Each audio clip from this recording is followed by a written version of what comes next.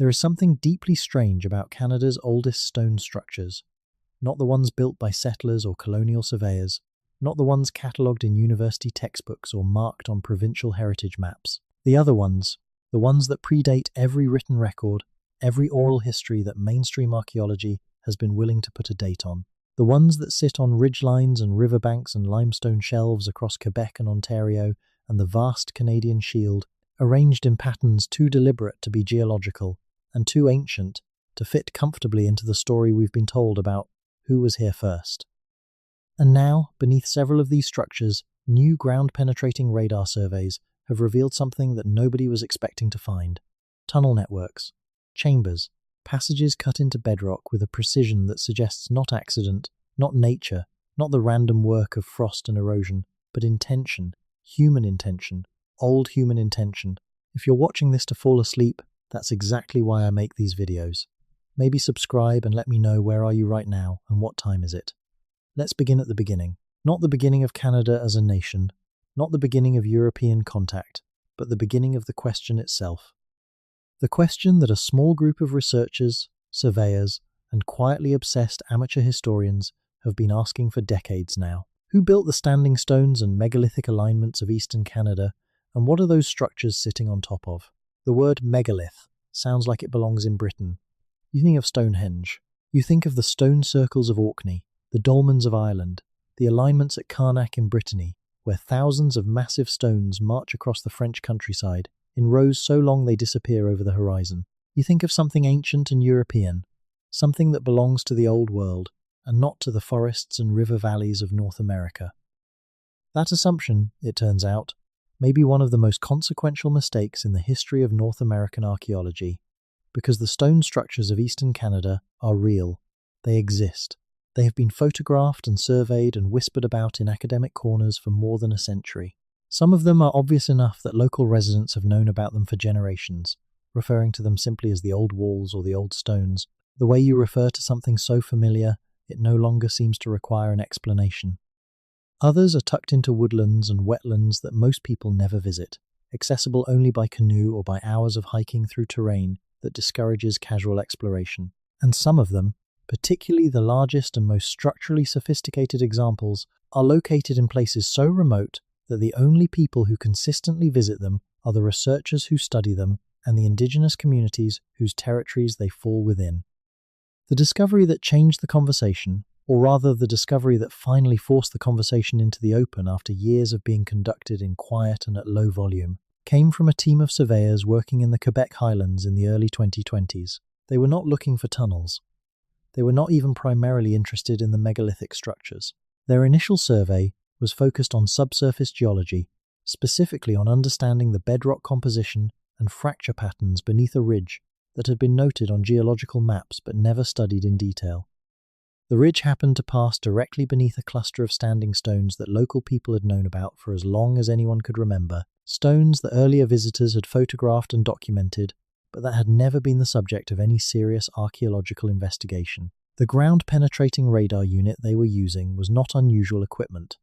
Ground-penetrating radar has been standard in geological surveys and infrastructure assessments for decades. It works by sending radio waves into the ground and measuring the reflections that bounce back when those waves hit boundaries between different materials. Different densities, different compositions, air pockets, voids, changes in the arrangement of rock.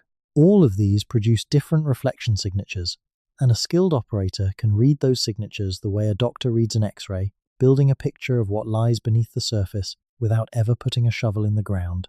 What the radar showed beneath that ridge in Quebec was not what anyone expected.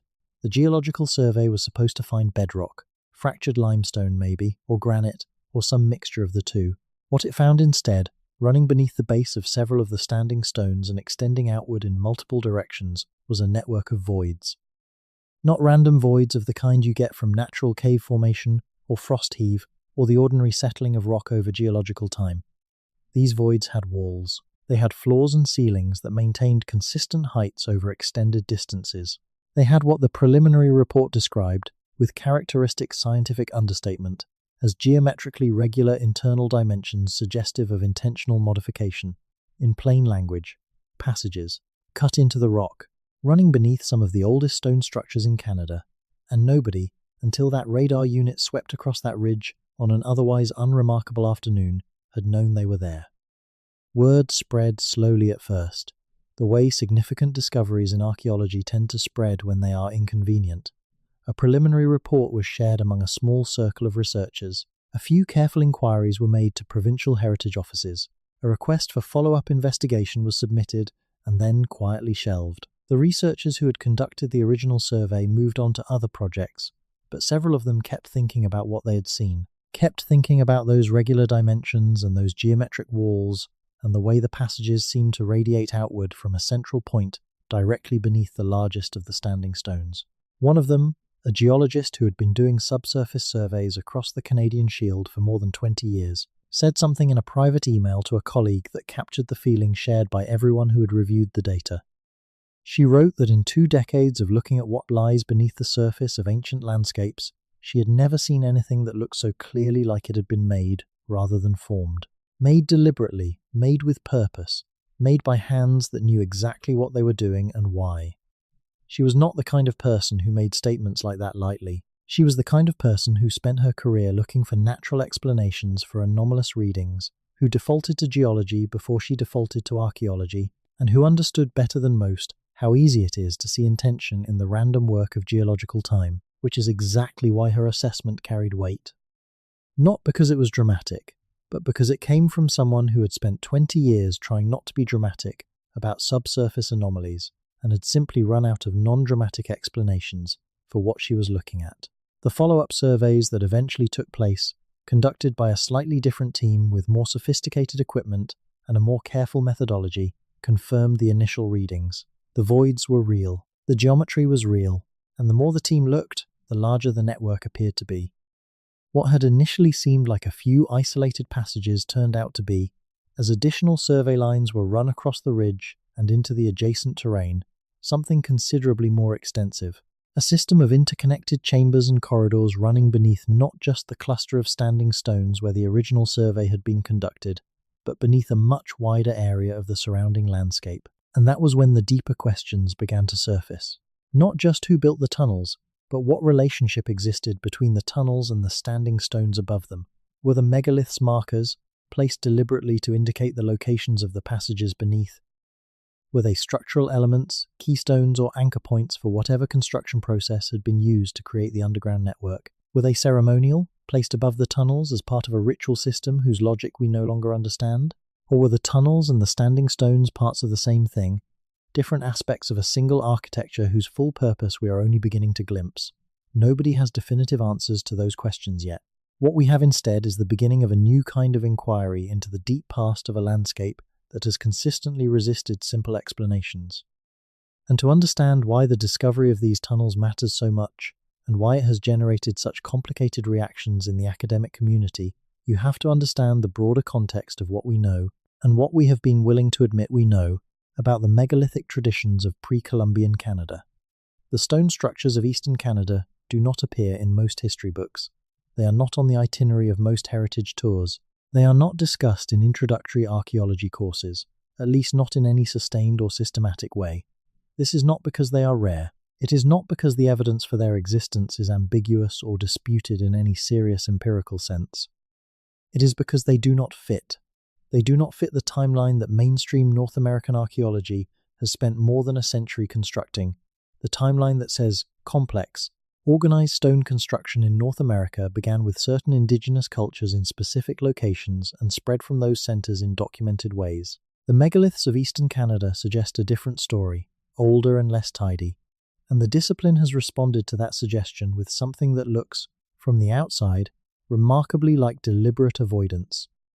That avoidance has a history, and the history is worth telling, because it explains why the tunnel discovery of the early 2020s struck so many researchers as both exciting and unsettling. To understand why the existence of tunnels beneath Canadian megaliths is significant, you first have to understand why the megaliths themselves have been so persistently under-discussed.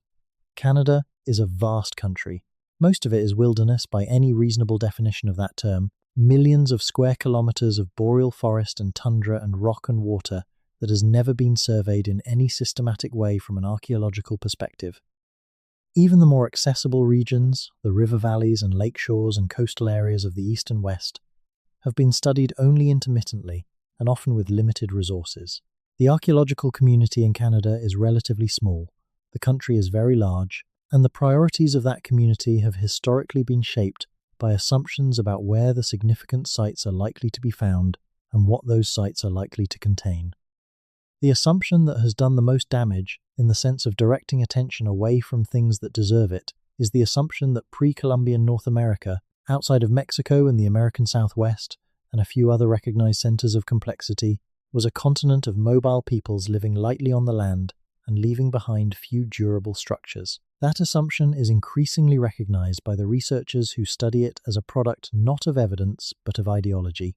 The same ideology that made it convenient to think of North America as largely empty and waiting to be shaped by the civilization that arrived with European contact. We now know, with a confidence that has accumulated across multiple fields and multiple decades, that pre-Columbian North America was home to populations significantly larger than the post-contact estimates that shaped early academic thinking. We know that many of those populations built extensively and durably, in wood and earth and stone, and that much of what they built has been lost to time, reclaimed by forest and soil and the ordinary processes of biological decomposition. We know that the catastrophic demographic collapse that followed European contact, driven primarily by epidemic disease, fundamentally altered the landscape of the continent in ways that made the pre-contact world difficult to reconstruct from the post-contact evidence.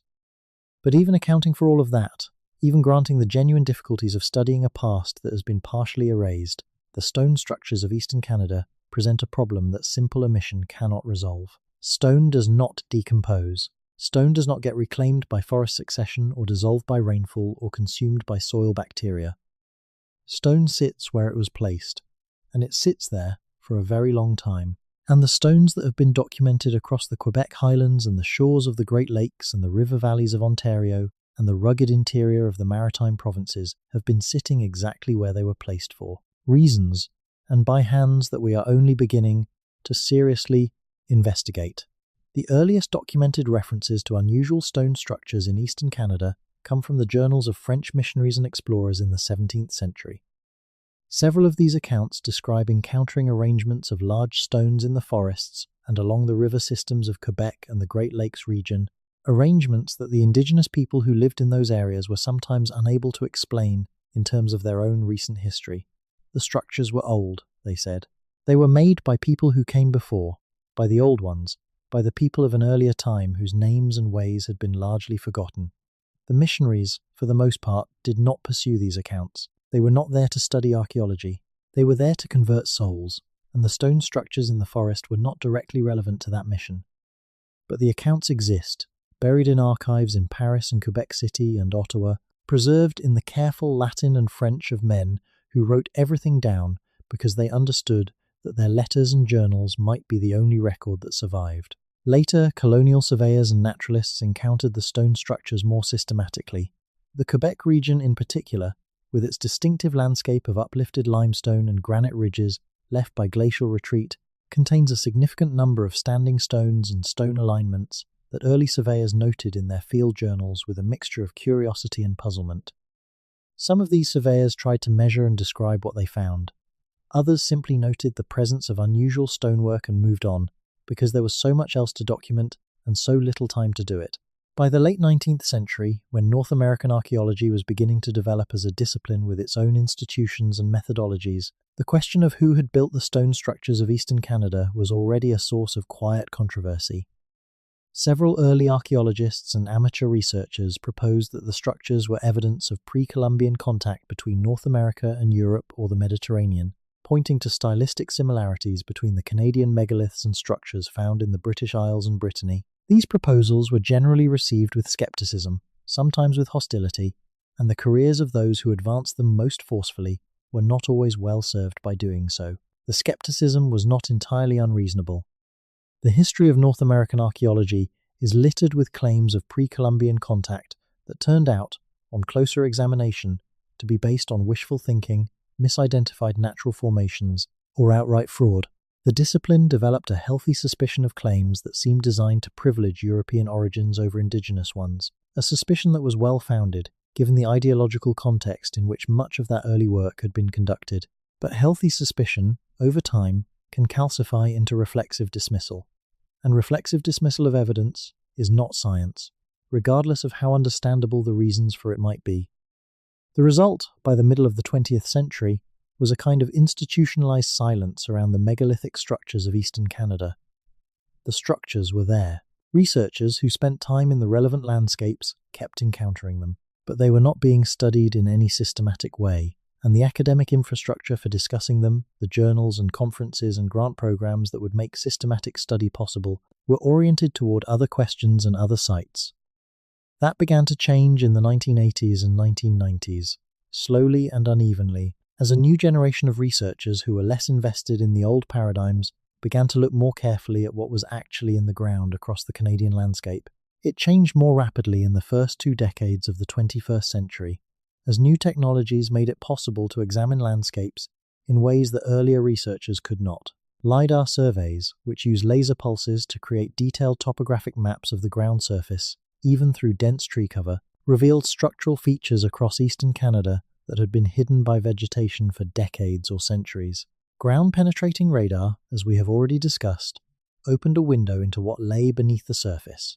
Isotope dating techniques that had not existed a generation earlier made it possible to date the construction of stone structures with an accuracy that earlier methods could not match. And what emerged from all of this new work was a picture that did not fit the old story. A picture of a pre-Columbian landscape in eastern Canada that contained far more durable, organized, and architecturally sophisticated stonework than the mainstream account had acknowledged. Stonework that in some cases appeared to be genuinely ancient, old in the way that European megaliths are old, from a time before agriculture had arrived in North America, before the cultural traditions that Europeans encountered at contact had taken their current forms, from a time so deep in the past that it sits at the edge of the period when the continent was still being repopulated after the glaciers retreated. That is the context into which the tunnel discovery arrived. Not as a bolt from the blue, but as the latest and perhaps most dramatic piece of evidence in a slowly accumulating body of work that is quietly, painstakingly, and against considerable institutional resistance, rewriting what we know about who was here first in the vast landscape that would eventually become Canada. To appreciate what makes the Canadian megaliths unusual, you have to spend some time with the structures themselves, with their physical reality and their landscape context, and the specific details that have led researchers who study them to conclude that they are not natural formations and not the products of recent or historical construction. You have to understand what they look like when you are standing in front of them, because what they look like is remarkable. The standing stones of the Quebec Highlands are not subtle. The largest examples are granite monoliths 2, 3, sometimes 4 meters in height, their surfaces weathered to a uniform silver grey by centuries of frost and rain and the slow chemistry of lichen. They stand in positions that make no geological sense. Granite does not thrust itself upright from the surface of limestone ridges without human assistance. The bedrock geology of the Quebec Highlands is complex and varied, but it does not produce vertical granite columns growing from horizontal limestone shelves. When you find a 2-meter granite standing stone anchored into a limestone ridge in the Quebec interior, you are looking at something that was carried there from somewhere else and placed in a specific position for a specific reason. The carrying is the first mystery. Granite in the Quebec Highlands comes from specific outcrops, most of them located in the river valleys below the ridges, where the standing stones are found. Moving a 2-ton piece of granite up a ridge of any significant elevation is not a trivial undertaking. It requires either a sophisticated system of leverage and mechanical advantage or a very large number of people working in coordination. The evidence for how the stones were moved, the kinds of evidence you might expect to find in the form of sledge marks or pole imprints or the traces of earthen ramps, has not been systematically studied. But the sheer fact of the transportation tells you something important about the society that undertook it. These were not isolated individuals acting alone. This was organized collective action with a shared goal, sustained over whatever period of time it took to select the stones, move them to their intended locations, and set them upright. The placement is the second mystery, and in many ways the more interesting one. The standing stones of the Quebec Highlands are not randomly distributed across the landscape. When you map them, when you plot their locations against the topography of the ridges and valleys where they stand, patterns emerge. Alignments, Groups of stones set in rows or arcs that point towards specific features on the landscape, or, as several researchers have proposed based on careful astronomical analysis, towards specific points on the horizon where significant celestial events take place. The rising and setting positions of the sun at the solstices and equinoxes. The northern standstill of the moon, the extreme northern point that the moon reaches in its 18-year cycle. The rising positions of stars that would have been prominent in the night sky of the period when the stones were set. Not all of the alignments are astronomical. Some appear to be geographical, connecting the stone structures to specific water sources, to promontories that would have been navigational landmarks for people moving through the landscape by canoe, to ridgelines and saddles and gaps in the terrain that would have been significant waypoints for people travelling on foot. The landscape of eastern Canada is, for much of its area, a landscape organised around water. The rivers and lakes of the Canadian Shield are the natural highways of the region, and they were the highways along which Indigenous peoples moved for thousands of years before European contact. Many of the standing stones and stone alignments of the Quebec Highlands sit in positions that make excellent sense as navigational markers if you understand the movement logic of a canoe-based culture. They are on ridgelines visible from the water. They are at the confluences of rivers. They are at the points where portage routes cross watershed divides. This observation has led some researchers to propose that at least part of the function of the Canadian megalithic structures was navigational, that they served as a pre-contact mapping system, a way of marking routes through a vast and complex landscape for the benefit of people who needed to move through it reliably and repeatedly. It is not a far-fetched idea. Many prehistoric cultures around the world used prominent stone structures to mark significant landscape features, and the idea that a culture dependent on long-distance travel through complex terrain would develop a system of durable stone markers for that purpose is entirely consistent with what we know about how prehistoric peoples organized, their relationship with their environments. But navigational markers do not typically require underground tunnels, and the stone structures of the Quebec Highlands, as we now know, are sitting on top of something considerably more elaborate than simple landscape markers would require. The Ontario component of the Canadian megalithic picture is somewhat different in character from the Quebec examples, though the two traditions share enough features that most researchers who study them see them as related rather than independent. The southern Ontario landscape was shaped differently by the glaciers than the Quebec Highlands were, and the stone available for construction was different, and the cultural traditions of the peoples who lived there in the pre-Columbian period were different in various ways, but the fundamental pattern is the same. Large stones, placed by human hands, in positions that reflect deliberate spatial and possibly astronomical thinking, in a landscape that extends across an area far too large to have been the work of a small or isolated community. The most extensively documented Ontario examples are found in the region around the Bruce Peninsula, the long finger of land that separates Georgian Bay from Lake Huron. The Bruce Peninsula is limestone country, built on the Niagara Escarpment that runs in a great arc from New York State through southern Ontario and up into the Manitoulin Island complex. The limestone of the escarpment weathers in distinctive ways, producing natural formations that can sometimes be mistaken for human construction by an untrained eye. This has made the study of the genuine megalithic structures in the region methodologically challenging, because distinguishing natural limestone formations from human-arranged limestone is not always straightforward. But the researchers who have spent the most time with the Bruce Peninsula examples are confident about which features they are looking at. The stone rows and cairn complexes that they have documented on the peninsula are not the product of frost heave or glacial deposition or the ordinary weathering of limestone. They are the product of selection, transport, and deliberate placement. In several cases, stones from geological formations that outcrop nowhere near the megalithic sites have been incorporated into the structures, requiring the same kind of organized long-distance movement that the Quebec examples imply. In other cases, the internal architecture of the structures, the way stones have been fitted together, and the way that fitting produces specific spatial relationships between different parts of the structure reflects a level of planning and execution that does not arise by accident. The dates that have been proposed for the Ontario megalithic structures cover a considerable range, and this is where the controversy becomes sharpest. Some researchers, pointing to the degree of weathering and lichen coverage on the stones, and to what few stratigraphic and isotope studies have been conducted, argue that at least some of the structures are genuinely very old in the range of 3,000 to 5,000 years, which would place their construction in what archaeologists call the archaic period. the long era of pre-agricultural hunter-gatherer cultures that preceded the development of the agricultural traditions of the later woodland period.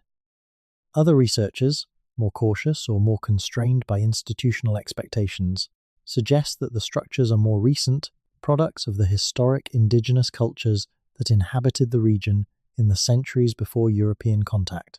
This is not an unreasonable position, but it struggles to account for some of the physical evidence, particularly the degree of weathering on some of the stones and the way that certain structures have been incorporated into the geological landscape in ways that suggest very long periods of exposure.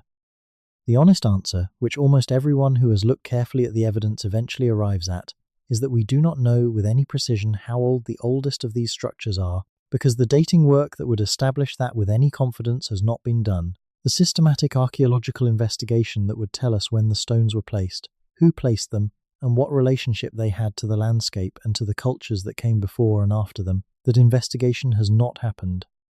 And the reason it has not happened is precisely the institutional resistance we discussed earlier, the same resistance that has kept the megalithic structures of eastern Canada at the margins of the discipline's attention for the better part of a century. The tunnel discovery has changed that calculation, not overnight, and not without ongoing controversy, but in a meaningful and perhaps irreversible way, because tunnels cut into bedrock are not ambiguous the way weathered surface stones can be. Tunnels either are or are not natural formations, and the tunnels beneath the Quebec megaliths are not natural formations, and that fact has a weight that is difficult to avoid regardless of how one feels about pre-Columbian complexity in North America. Let's return to the scans themselves, because the details of what the ground-penetrating radar revealed are worth dwelling on. Details matter in this kind of investigation. They are what separate genuine scientific inquiry from speculation, what give the broader conclusions their grounding, what allow you to distinguish between the archaeological discovery that the tunnel network represents and the interpretive frameworks, some more warranted than others, that have gathered around it in the years since the initial surveys were conducted. The primary survey site was a ridge in the Quebec Highlands, specific location withheld from public documentation at the request of provincial authorities pending formal archaeological assessment, running roughly east-west for approximately 4 kilometers before descending into a river valley on its eastern end. The ridge is granite-capped over a base of older limestone, the geology typical of this part of the shield, and it rises perhaps 80 meters above the valley floor at its highest point. Along its southern face, spread over a linear distance of about 900 meters, 17 standing stones have been documented. They range in height from approximately 1 meter to just over 3.5 meters. 14 of them are granite, consistent with the cap rock of the ridge itself. 3 are of a different stone, a dense dark green stone that the geological survey team identified as coming from a specific outcrop in a valley approximately 12 kilometers to the north. Those 3 greenstone monoliths are significant. Moving them from their source to their current positions would have required crossing 2 river systems and ascending roughly 60 meters of elevation. Whatever means were used to accomplish that, it was not simple or quick. It was a substantial logistical undertaking, and it implies that the people who built this complex were not making opportunistic use of locally available materials. They were selecting specific stones from specific sources and bringing them to this ridge for reasons that mattered enough to justify the effort. The ground-penetrating radar survey was run along 12 parallel lines across the ridge, spaced roughly 50 meters apart and oriented perpendicular to the ridge axis. Each line produced a continuous subsurface profile to a depth of approximately 15 meters, which is near the practical limit of the equipment being used at the surface conditions present on that survey. The profiles from the first several lines showed what you would expect from a granite over limestone ridge. The rock itself, some fracture zones of the kind that develop in any rock mass over geological time, no significant voids or anomalies. Then the 5th survey line crossed the base of the largest standing stone, the 3.5-meter granite monolith at the approximate center of the stone grouping, and the profile for that line showed something different. At a depth of approximately 4 meters below the current surface, directly beneath the base of the standing stone, the radar detected a void. A rectangular void, roughly 2 meters wide and approximately 2.5 meters tall, based on the reflection geometry. The void extended horizontally for a distance that the single radar profile could not fully determine, but which appeared to continue beyond the limits of the profile in both the east and west directions. The team ran additional profiles across that section of the ridge. What emerged, over the course of 2 additional days of surveying, was a picture of a void that was not simply a cavity beneath one standing stone, but a passage, a corridor running along the axis of the ridge in both directions from that central point. The passage maintained consistent dimensions, approximately 2 meters wide and between 2 and 2.5 meters tall, over a distance that the radar survey was able to trace for approximately 140 meters before the signal degraded to the point where confident interpretation became impossible. At several points along its length, the main passage appeared to connect to lateral branches, shorter passages running perpendicular to the main corridor at angles that suggested the overall plan of the network had a deliberate spatial logic. The walls of the passages, as revealed by the radar reflections, were smooth rather than irregular, which was the detail that drew the most attention in the preliminary report. Natural voids in rock almost never have smooth walls. Natural cave formation, the dissolution of limestone by acidic water, the mechanical collapse of fractured rock, the widening of pre-existing fractures by frost and water, all of these processes produce irregular surfaces with projections and indentations, and the kind of rough, varied texture you see in wild caves anywhere in the world. Smooth walls are what you get when someone has worked the rock surface intentionally. Smooth walls are a sign of tools. The depth of the passages, averaging about 4 to 5 meters below the current ground surface, is also informative. 4 to 5 meters of accumulated soil and regolith above a carved stone passage is consistent with a very long period of time since that passage was last opened to the surface. In the climate of the Quebec Highlands, with its cycle of freezing and thawing, its episodic input of wind-blown sediment, its biological activity from roots and burrowing animals, accumulating 4 to 5 meters of overburden takes time. Estimates based on average deposition rates for similar environments in the region suggest that the passages have been sealed beneath that overburden for somewhere between 2,000 and 6,000 years. That range is wide, and there is significant uncertainty in the estimate, but the lower bound of that range still places the sealing of the passages at approximately the same time as the later phases of the European megalithic tradition, the same general era as the construction of Stonehenge, which is not to say that the Canadian tunnels and Stonehenge are the same thing, or that the same people built them, or that there is any direct cultural connection between them. It is simply to note the temporal context, to place the Canadian construction in a frame of reference that allows you to appreciate its age. We are not talking about something from the last few centuries. We are not talking about a historical curiosity from the period of early European exploration. We are talking about something built by people who lived in this landscape thousands of years ago, people whose cultural traditions and social organization and relationship to the physical world were entirely different from anything that survives in the documented record of Canadian history.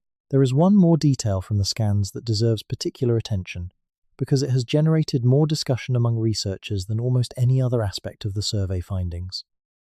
At 2 points along the main passage, the radar profiles detected what appear to be chambers, larger open spaces connected to the main corridor by what look like narrow entryways. The chambers are roughly circular in plan, based on the limited data available from the surface survey, and they appear to have significantly higher ceilings than the corridor sections, perhaps 4 to 5 meters rather than the 2 to 2.5 meters of the passages themselves.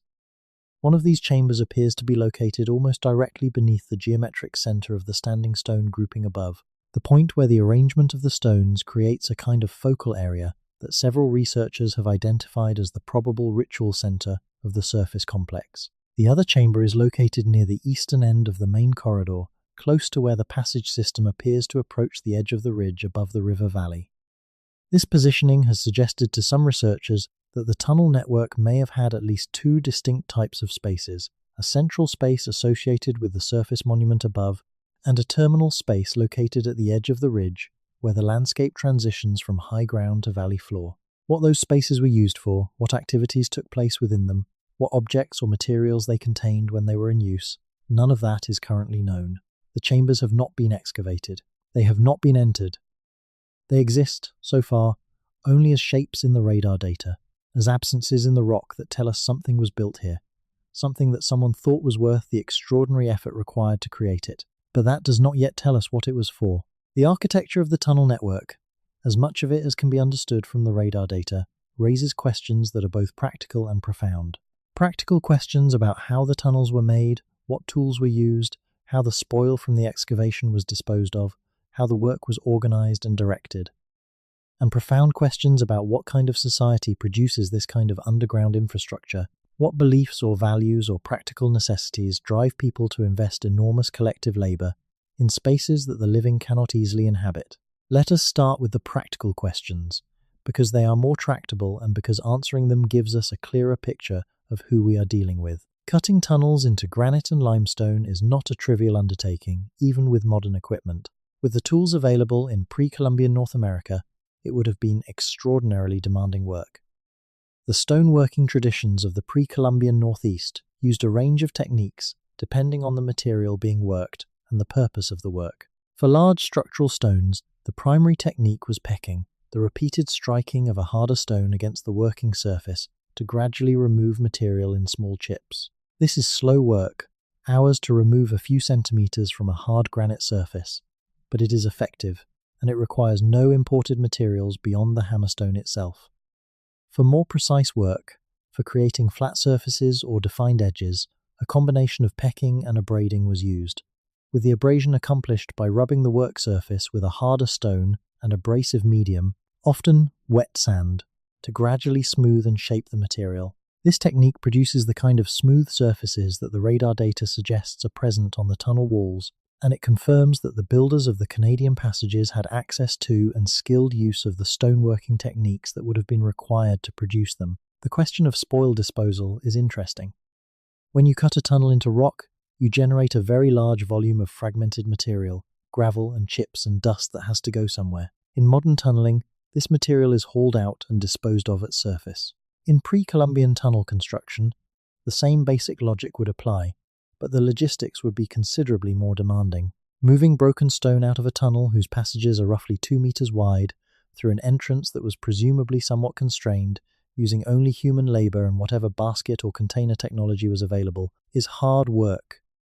It would generate, for a tunnel system of the dimensions suggested by the radar data, a very substantial volume of waste material that would need to be disposed of somewhere in the surrounding landscape.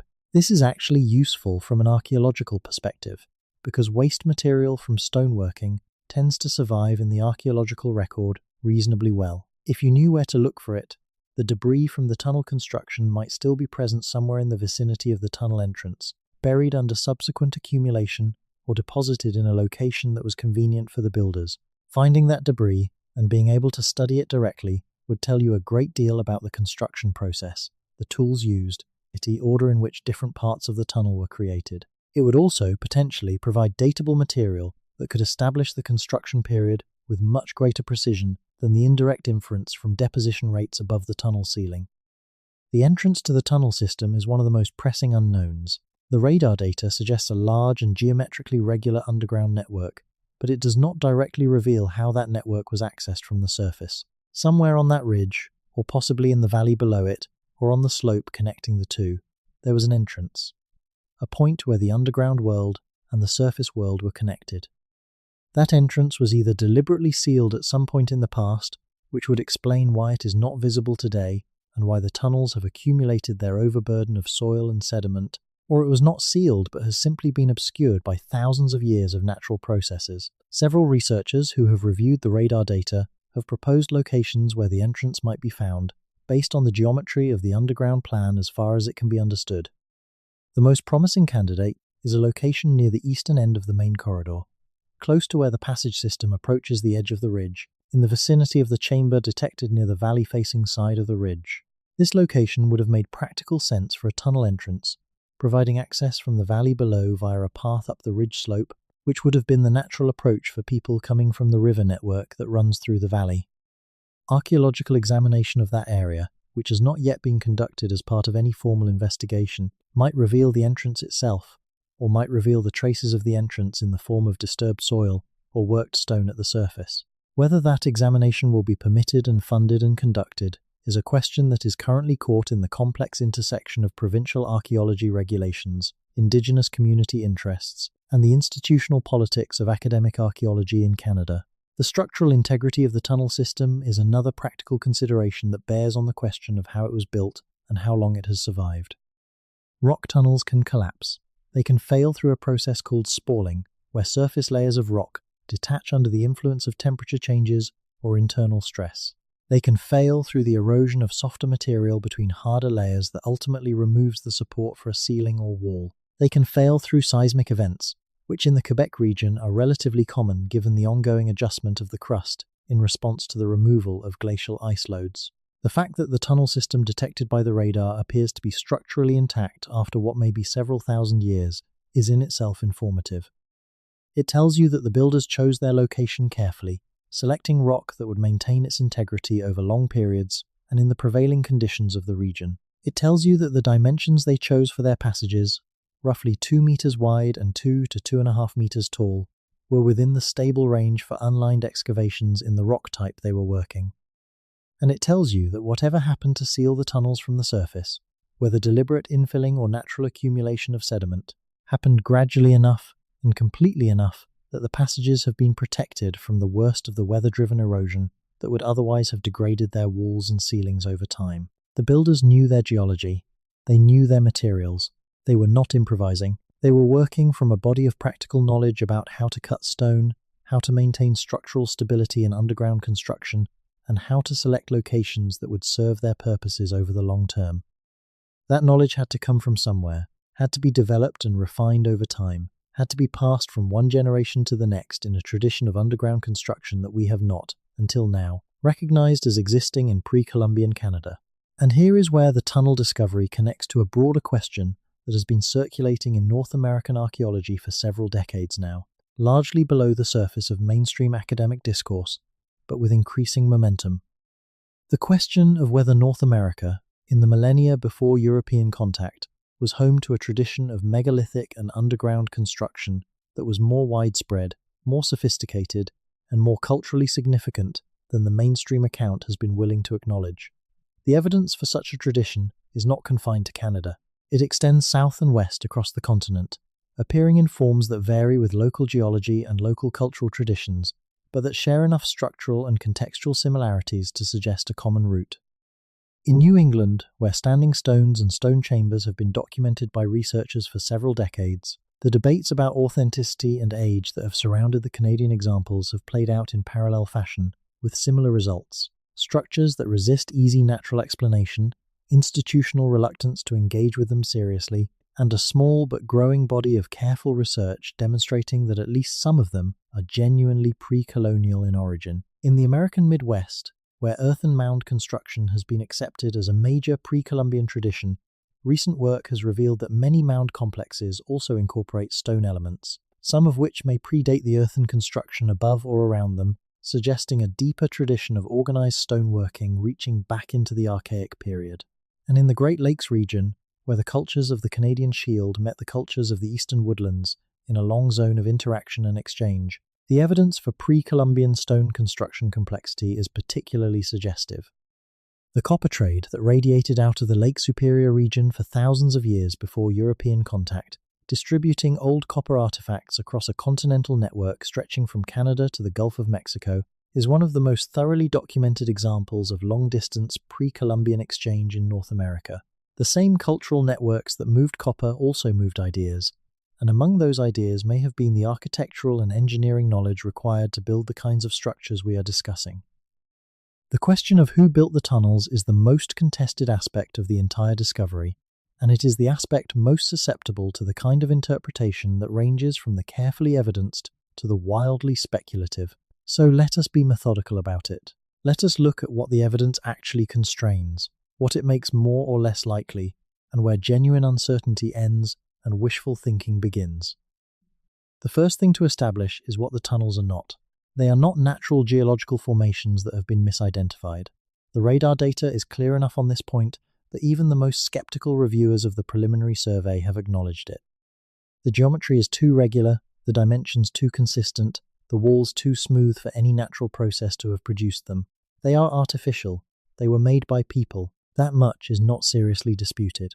They are also not, in the opinion of the researchers who have examined the data most carefully, the work of historical or recent indigenous populations. Not because indigenous peoples were incapable of the engineering involved, which is a common and frankly offensive assumption that should be dismissed immediately, but because the physical evidence points toward a much older construction period. The depth of overburden above the tunnels, the degree of soil development in that overburden, the weathering characteristics of the stones in the standing stone complex above, all of these point toward a construction period well before the historical period.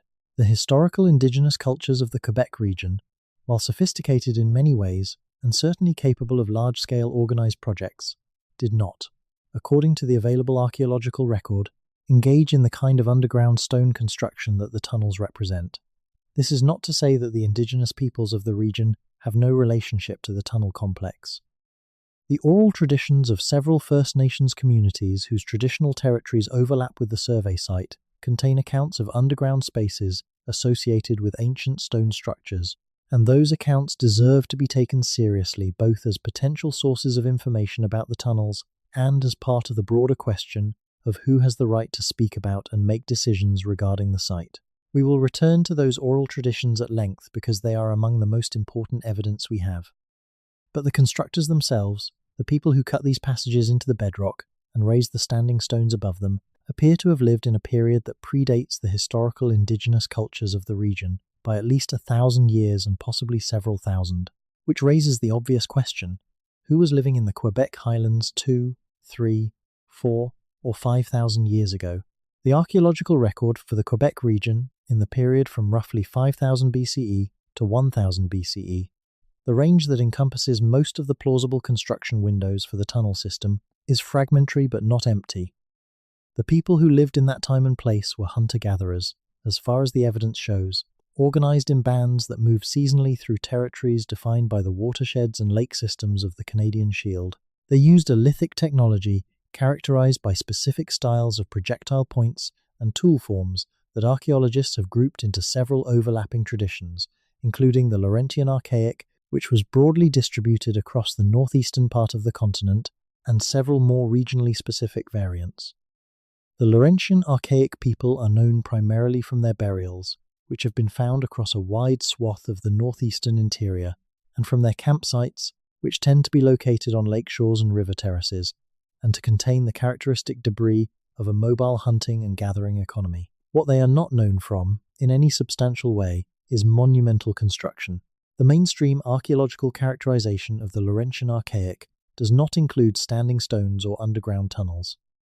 It includes fine copper ornaments, ground stone tools, and burial practices that suggest sophisticated ritual traditions, but not the kind of built architecture that would have left the kind of traces we are discussing. This does not necessarily mean that the Laurentian Archaic people did not build the tunnels. Absence of evidence is not evidence of absence, particularly in a landscape that has been inadequately surveyed for precisely the kinds of features we are now discovering. It means that if the Laurentian Archaic people or their cultural relatives were the builders, then we have been significantly underestimating the architectural ambitions and organizational capacity of that cultural tradition. There is some basis for that upward revision. In recent years, archaeological work at Laurentian Archaic sites in New York State and the Great Lakes region has revealed organized stoneworking that was not previously recognized as part of that tradition. Cairn complexes on lake shores, stone alignments in upland settings, work stone faces on prominent boulders that appear to have been modified intentionally rather than by natural processes. The evidence is growing, slowly and in scattered ways, that the Laurentian Archaic and its contemporaries engaged in organized stone construction more extensively than was previously thought. There is also the possibility, which several researchers have raised and which deserves serious consideration, that the constructors of the Canadian tunnel system were a distinct population that is not well represented in the current archaeological record, a group whose cultural traditions and subsistence practices differed enough from the generalized archaic pattern that they have not been clearly identified as a separate entity. The archaeological record is not a complete picture of past populations. It preserves the most durable remains of the most frequently occupied places in the most intensively surveyed areas. Everything else, the seasonal camps, the specialized sites, the transient occupations, the places where people were active but did not leave a heavy archaeological footprint, all of that tends to be underrepresented or missing entirely. A population that specialized in underground construction, that spent significant portions of its labor investment below the surface rather than on the surface, would generate an archaeological signature quite different from the signature of a typical hunter-gatherer band. Their most significant constructions would be, by definition, hidden. Their campsites near the construction sites would reflect the kind of temporary intensive occupation that is among the hardest thing to detect in the archaeological record. Their material culture might not include the kinds of distinctive artifact types that allow archaeologists to identify and name cultural traditions. They could have been present in the landscape for extended periods without being easily visible in the way that the discipline typically looks for past populations. This is not special pleading. It is a methodological observation that applies to many archaeological traditions around the world, where underground construction was a primary cultural activity. The rock-cut churches of Lalibela in Ethiopia, the subterranean cities of Cappadocia in Turkey, the kiva complexes of the American Southwest, all of these represent traditions of underground construction whose builders are known to us through other evidence. Had that other evidence not survived, the underground structures themselves might have been attributed to unknown builders for much longer than they were. The question of whether the builders of the Canadian Tunnel Network were a distinct population, or a specialized faction within a broader cultural tradition, or simply the archaic peoples of the region who engaged in a tradition of underground construction that we have not previously recognized, is a question that cannot be answered from the current evidence. What the current evidence does establish is that the builders were not casual, not accidental, and not working in isolation. The scale and sophistication of what they created implies a community with the organizational capacity to direct significant collective labor, the technical knowledge to design and construct stable underground passages in hard rock, and the cultural motivation to invest that labor in spaces that were not directly related to the immediate subsistence needs of hunting and gathering. Those characteristics tell us something about the social structure of the builders. You do not get this kind of construction without leadership, without the ability to coordinate the work of multiple people over extended periods, without a system for motivating and sustaining that coordination beyond the immediate material rewards of everyday subsistence. You need either hierarchy, the kind of social structure where certain individuals have the authority to direct the labor of others, or you need a very compelling shared purpose, the kind of cultural or spiritual imperative that can motivate people to undertake demanding collective projects without the compulsion of formal authority. Most pre-state societies that built monumental architecture seem to have relied on some combination of the two, and there is no reason to think the builders of the Canadian tunnels were different. The spiritual dimension of the construction is perhaps the most speculative area of the entire discussion, but it is also one of the most important. Across the world, underground spaces have held special significance in the religious and cosmological traditions of cultures that built or used them. Caves were the settings for the oldest known examples of intentional human art, going back more than 40,000 years. The descent into the earth has been, in an extraordinarily wide range of human cultures, a metaphor for the journey into the other world, the realm of ancestors and spirits and forces that are not visible in the everyday world of surface life. The construction of underground spaces appears, in many cultural traditions, to represent an effort to create a permanent portal to that other realm, a place where the boundary between the living and the dead, between the ordinary world and the sacred world, is thinner and more permeable than it is anywhere on the surface. If that interpretive framework applies to the Canadian Tunnel Network, and the oral traditions of several First Nations communities suggest that it might, then the relationship between the tunnels and the standing stones above them takes on a particular kind of logic. The megaliths mark the location of the underground sacred space from the surface world. They announce it. They orient visitors to it. They participate in whatever ritual or astronomical system organizes the site's relationship to the cosmos above and the earth below. The surface structure and the underground structure are not two separate things. They are two aspects of a single sacred landscape, one reaching upward toward the sky and the celestial movements that structure time, and one reaching downward into the earth, where the forces that structure life have their deepest residence. One of the most significant and most persistently underexplored dimensions of pre-Columbian North American history is the evidence for long-distance maritime contact across both the Atlantic and Pacific before the voyages of Columbus. The evidence for this is more substantial than most general audiences are aware, and more contested than either its proponents or its detractors are typically willing to acknowledge. In the context of the Canadian Tunnel discovery, it is worth examining carefully, because some of the most interesting proposals about the builders of the underground network connect them to traditions of maritime exploration and cross-ocean contact that are not, at this point, simply fringe speculation. Let us be clear about what we are and are not claiming here. We are not claiming that the tunnels were built by visitors from elsewhere. We are not claiming that the megaliths of eastern Canada are evidence of a lost European or Mediterranean civilization that preceded indigenous North Americans in the region.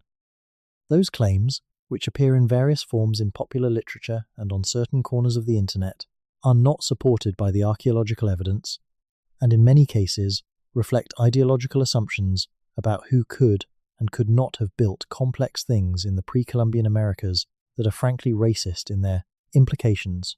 Indigenous North Americans were entirely capable of building the tunnel network.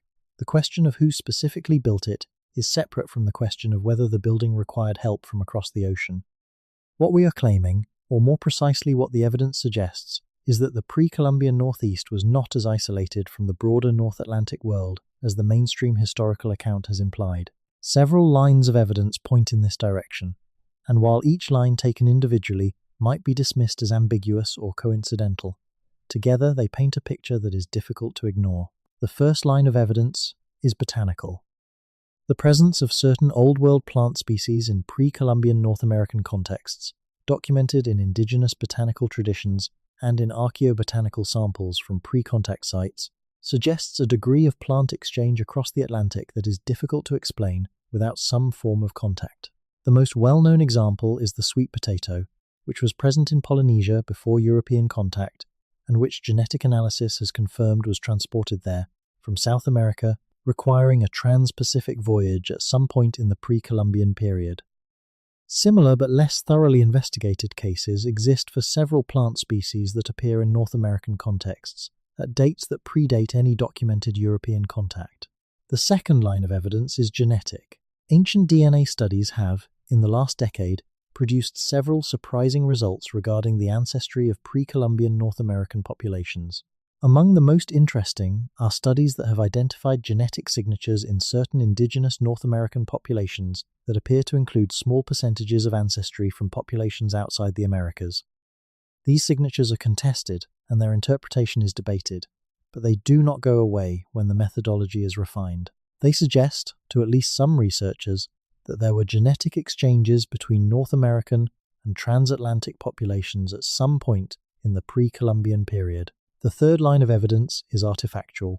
In several locations across the Canadian Maritime region and the northeastern United States, artifacts have been found in archaeological contexts that have resisted easy explanation in terms of purely local manufacturing traditions. Some of these artifacts have been identified by researchers as paralleling, in form or manufacturing technique, objects from Old World traditions.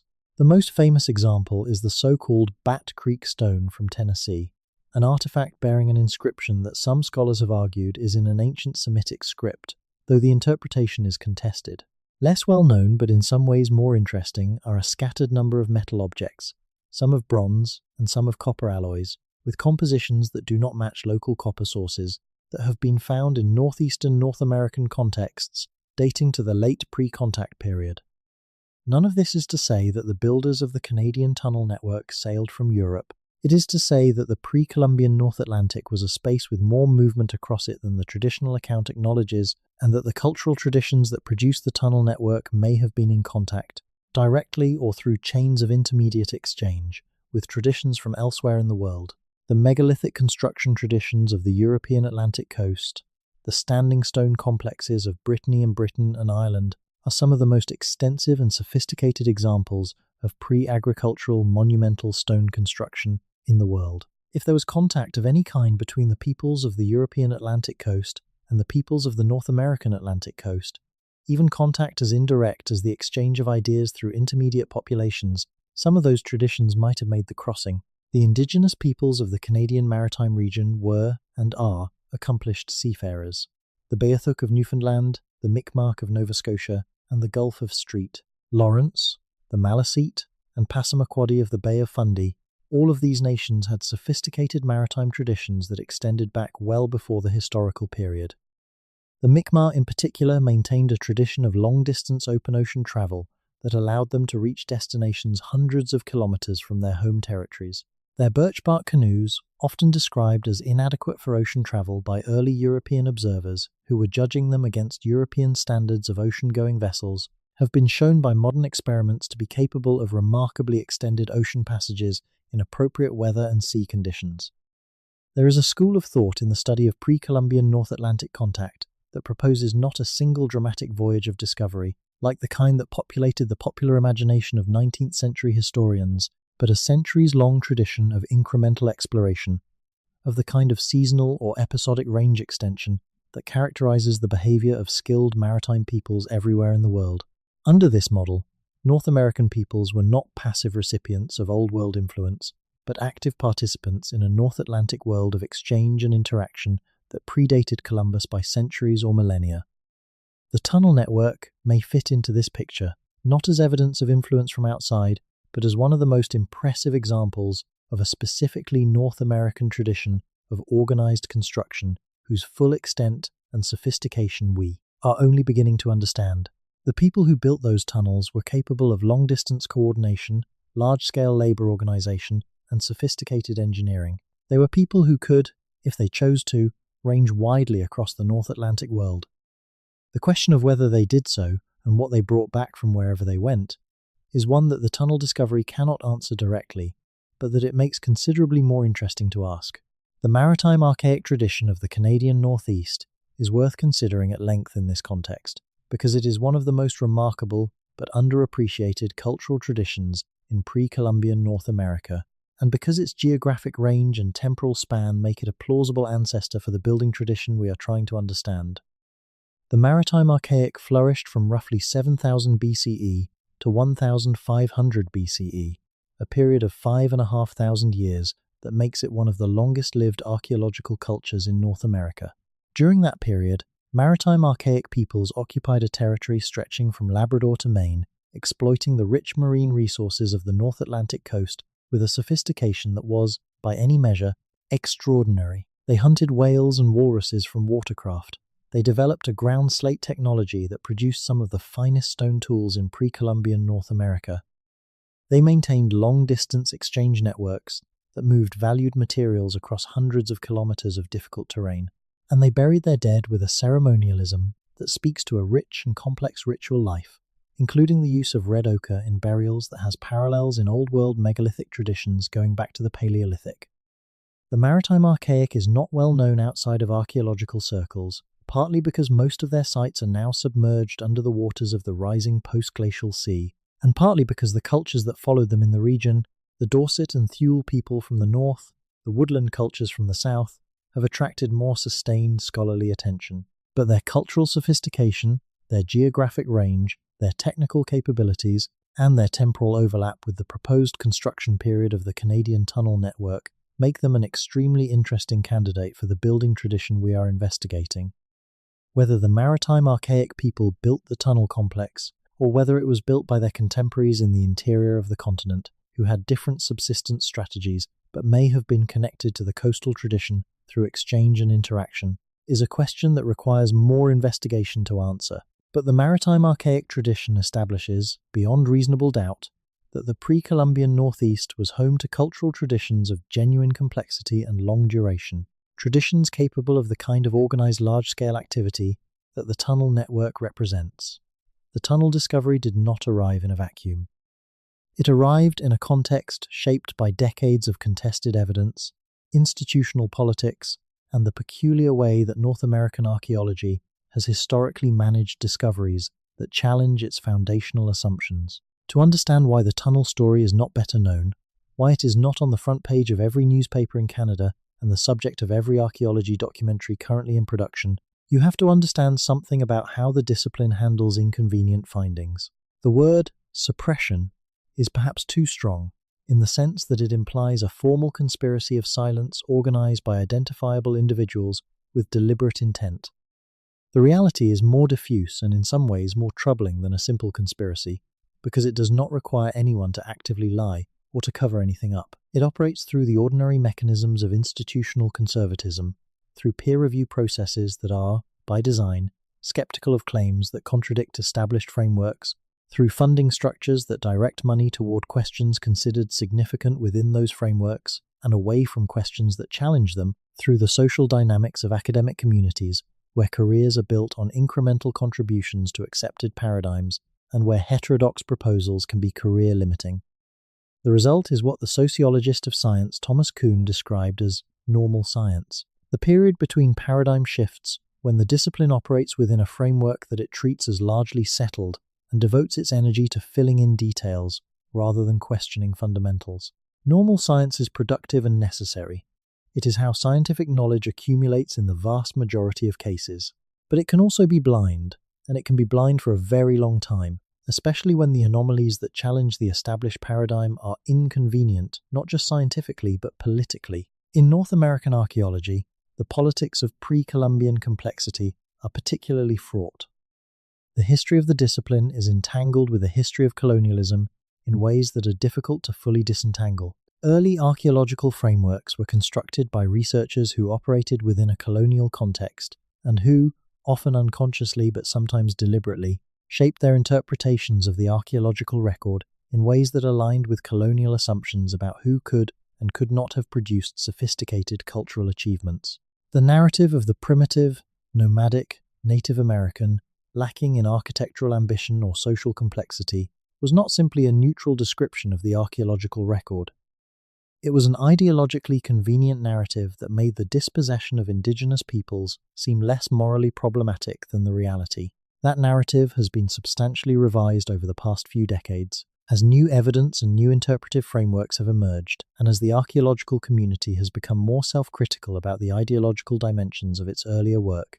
But revision of old frameworks is slow, and it tends to produce not a clean break with the past, but an uneven landscape in which some assumptions have been successfully updated, while others remain embedded in the discipline's practices and expectations without being fully examined. The assumption that complex stone construction was not part of the pre-Columbian Northeast's cultural repertoire is one of the embedded assumptions that has been most resistant to revision. It is not, in its current form, the product of deliberate ideology. The researchers who hold it are not, for the most part, motivated by colonial assumptions. They hold it because it has not yet been successfully challenged within the evidentiary standards that the discipline accepts, because the evidence that challenges it has not been presented in the venues and in the forms that the discipline recognizes as authoritative, and because the social and institutional costs of taking it seriously have historically been higher than the rewards. The tunnel discovery changes the calculus of that last point, which is perhaps why it has generated the response it has. You can dismiss a standing stone as a natural formation. You can propose that a stone alignment is coincidental rather than intentional. You can question the dating of a surface structure and propose that it is more recent than it appears. What you cannot easily do, once you have the radar data in front of you, is propose that the tunnels are natural. The geometry is too clear.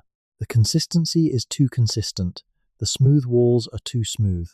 This is why the tunnel discovery has attracted attention in ways that earlier evidence for Canadian megalithic construction did not, and why it has generated responses ranging from genuine excitement to defensive dismissiveness, to the kind of elaborate alternative explanations that tend to appear when people are trying to avoid the most obvious interpretation of inconvenient data. We have seen proposals that the tunnels are the product of 19th century mining operations, although there is no historical record of mining in the relevant location. We have seen proposals that they are natural lava tubes, although the geology of the Quebec Highlands does not include volcanic activity of any kind. We have seen proposals that the radar data has been misinterpreted, although the researchers who produced it have responded to those critiques with additional data that reinforces the original findings.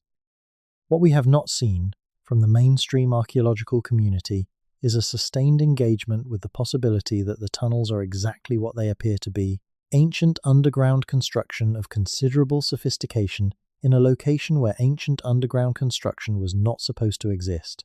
That engagement is beginning now, slowly and somewhat reluctantly, pushed by the difficulty of maintaining the alternative explanations in the face of accumulating evidence, and pulled by the growing recognition that the tunnel discovery is too significant to ignore indefinitely. There are also legal and ethical dimensions to the suppression question that deserve mention. The provincial heritage regulations that govern archaeological sites in Quebec, while generally intended to protect archaeological resources, can have the effect of restricting the public dissemination of information about significant discoveries while formal assessment processes are underway. When a preliminary survey result suggests the presence of an important archaeological site, the standard procedure is to notify the provincial authorities and await guidance on how to proceed. That guidance process can take months or years, during which the researchers who conducted the original survey are expected to limit what they say publicly about what they found. This is not unreasonable as a protective measure, since premature publicity can attract looters and can complicate the relationships with indigenous communities that are essential to conducting ethical archaeology in the current regulatory environment. But it does have the effect of keeping significant discoveries out of the public record for extended periods, which can create the impression that things are being hidden when the reality is simply that they are being processed through a system that was not designed for the pace of public information exchange in the digital age. The indigenous community dimension of the suppression question is particularly important and deserves its own discussion. Several First Nations communities whose traditional territories encompass or adjoin the survey site have expressed concern about the way in which the tunnel discovery has been managed, specifically about the degree to which their perspectives and knowledge have been incorporated into the assessment process. The concern is legitimate. The history of archaeological research in Canada is marked by numerous examples of studies conducted on Indigenous territories without meaningful community consultation, of cultural knowledge being extracted from communities without attribution or reciprocity, and of research agendas being set by outside academics without reference to the priorities and concerns of the people whose ancestors created the sites being studied. The community closest to the tunnel site has been guarded in its public statements about the discovery, reflecting a considered position that has been developed over many years of experience with the consequences of premature or inappropriate public engagement with culturally significant sites. What the community has been willing to say publicly is that the existence of underground structures associated with ancient stone monuments in their traditional territory is not, from their perspective, particularly surprising, and that the oral traditions of their community contain information about such structures that the academic research community has not yet adequately engaged with. That statement, delivered quietly and without fanfare at a community meeting that was only partially reported in the regional press, may be one of the most important pieces of information to emerge from the entire tunnel controversy. Because if the oral traditions of the local First Nations community contain accounts of underground chambers beneath the standing stones of the Quebec Highlands, then the tunnels have been known about, in some sense, for a very long time. They have simply been known about in a form and a context that the academic research community was not, until now, paying sufficient attention to. Oral tradition is not the opposite of historical knowledge. It is a form of historical knowledge, one that operates according to different conventions and different mechanisms of preservation and transmission than written history, but one that is in many respects more durable than written records and more continuous in its connection to the events it describes. The oral traditions of indigenous peoples in the Americas have been found, repeatedly and in multiple disciplines, to contain accurate information about events and places and processes that predate European contact by centuries and in some cases millennia. The oral traditions of certain indigenous groups preserve accurate descriptions of volcanic eruptions, of dramatic sea level changes, of landscape transformations that occurred thousands of years ago. The accuracy of these accounts, when they can be checked against physical evidence, is often remarkable. The oral traditions relating to underground spaces and ancient stone structures in the Quebec Highlands are distributed across several First Nations communities in the region, and they share certain themes and narrative elements that suggest a common origin, or at least a common subject matter, even though they have been transmitted through different cultural channels and have taken somewhat different forms in different communities. The most common thread, appearing in accounts from multiple communities, is the story of an earlier people, described variously as the Old Ones, or the Stone People, or the First Builders, who lived in the landscape before the present inhabitants, and who were responsible for the stone structures that can be found throughout the region. These earlier people are not described as supernatural beings or spirits in most accounts, although some versions of the tradition do assign them a partially supernatural character, describing them as having special knowledge or powers that ordinary human beings do not possess. More often, they are described simply as people, human beings who lived in a different way and who knew things that subsequent inhabitants did not know. They built in stone because they understood something about the permanence of stone that other peoples did not value in the same way. They went underground because they understood something about the sacred nature of the Earth's interior that was different from the surface relationship to the land that characterized the hunting and gathering peoples who came after them. The underground chambers feature prominently in several accounts. In one tradition, shared by a community in the Highlands region, the underground spaces are described as gathering places, locations where the first builders came together at significant times of the year to conduct ceremonies that linked the world above to the world below. The entering of the underground space was itself a ceremonial act, a crossing of a boundary between the ordinary world and the world of the ancestors and the spirits who inhabited the deeper earth. The transition was marked by specific actions, specific words, specific preparations that were required to make the crossing safely and appropriately. This account is consistent with what we know from other underground ceremonial traditions around the world. The descent into the earth as a ritual act, the underground chamber as the location of the most sacred ceremonies, the preparation required before the descent can be safely undertaken, these are themes that appear in the ceremonial traditions of cultures across a very wide geographic range, from the Kiva traditions of the American Southwest to the underground sanctuaries of ancient Crete to the decorated caves of Paleolithic Europe. The universality of the theme does not prove that the Quebec oral tradition is historically accurate in its details, but it does suggest that the underground spaces it describes were used in ways that are deeply consistent with what we know about how human beings have used underground spaces across the world and across time. Another oral tradition from a different community in the region describes the tunnel network in somewhat different terms, focusing not on its ceremonial function but on its practical function as a refuge. In this account, the first builders created the underground passages as a place where the community could shelter during times of danger, specifically during periods of extreme cold or violent weather that made surface occupation impossible. The underground chambers maintained a relatively stable temperature year-round, warmer than the surface in winter and cooler in summer, and this thermal stability made them valuable as refuges during the worst of the subarctic conditions that would have prevailed in the Quebec Highlands during particularly severe winters. This account is not inconsistent with a ceremonial interpretation. Many sacred spaces around the world serve multiple functions, practical and spiritual, and the distinction between the sacred and the practical that seems obvious to modern Western observers was not necessarily so sharp in the worldview of pre-Columbian North American peoples. A place that was sacred because it represented the interior of the earth and the presence of ancestral spirits could also be practically valuable as a temperature-stable refuge, and neither function would necessarily have diminished the other. A third tradition, perhaps the most intriguing from the perspective of the tunnel discovery, describes a network of underground passages that extends much further than the portions revealed by the current radar survey. In this account, the passages run not just beneath the ridge where the standing stones are located, but beneath the entire surrounding landscape, connecting the hilltop complex to the river valley below, and from there to other locations in the wider territory that were significant in the ceremonial geography of the first builders. The network, in this account, was not simply a series of tunnels beneath a single site, but part of a system that organized the sacred landscape of an entire region. This is the most difficult of the oral tradition accounts to evaluate, because it claims a scale and an integration of underground construction that far exceeds anything the current radar survey has been able to confirm. It may be an accurate description of a much larger underground network that the limited surveys conducted so far have only barely glimpsed. It may be an elaboration of a more modest original tradition, the way that oral accounts of real events often grow and expand over generations of retelling.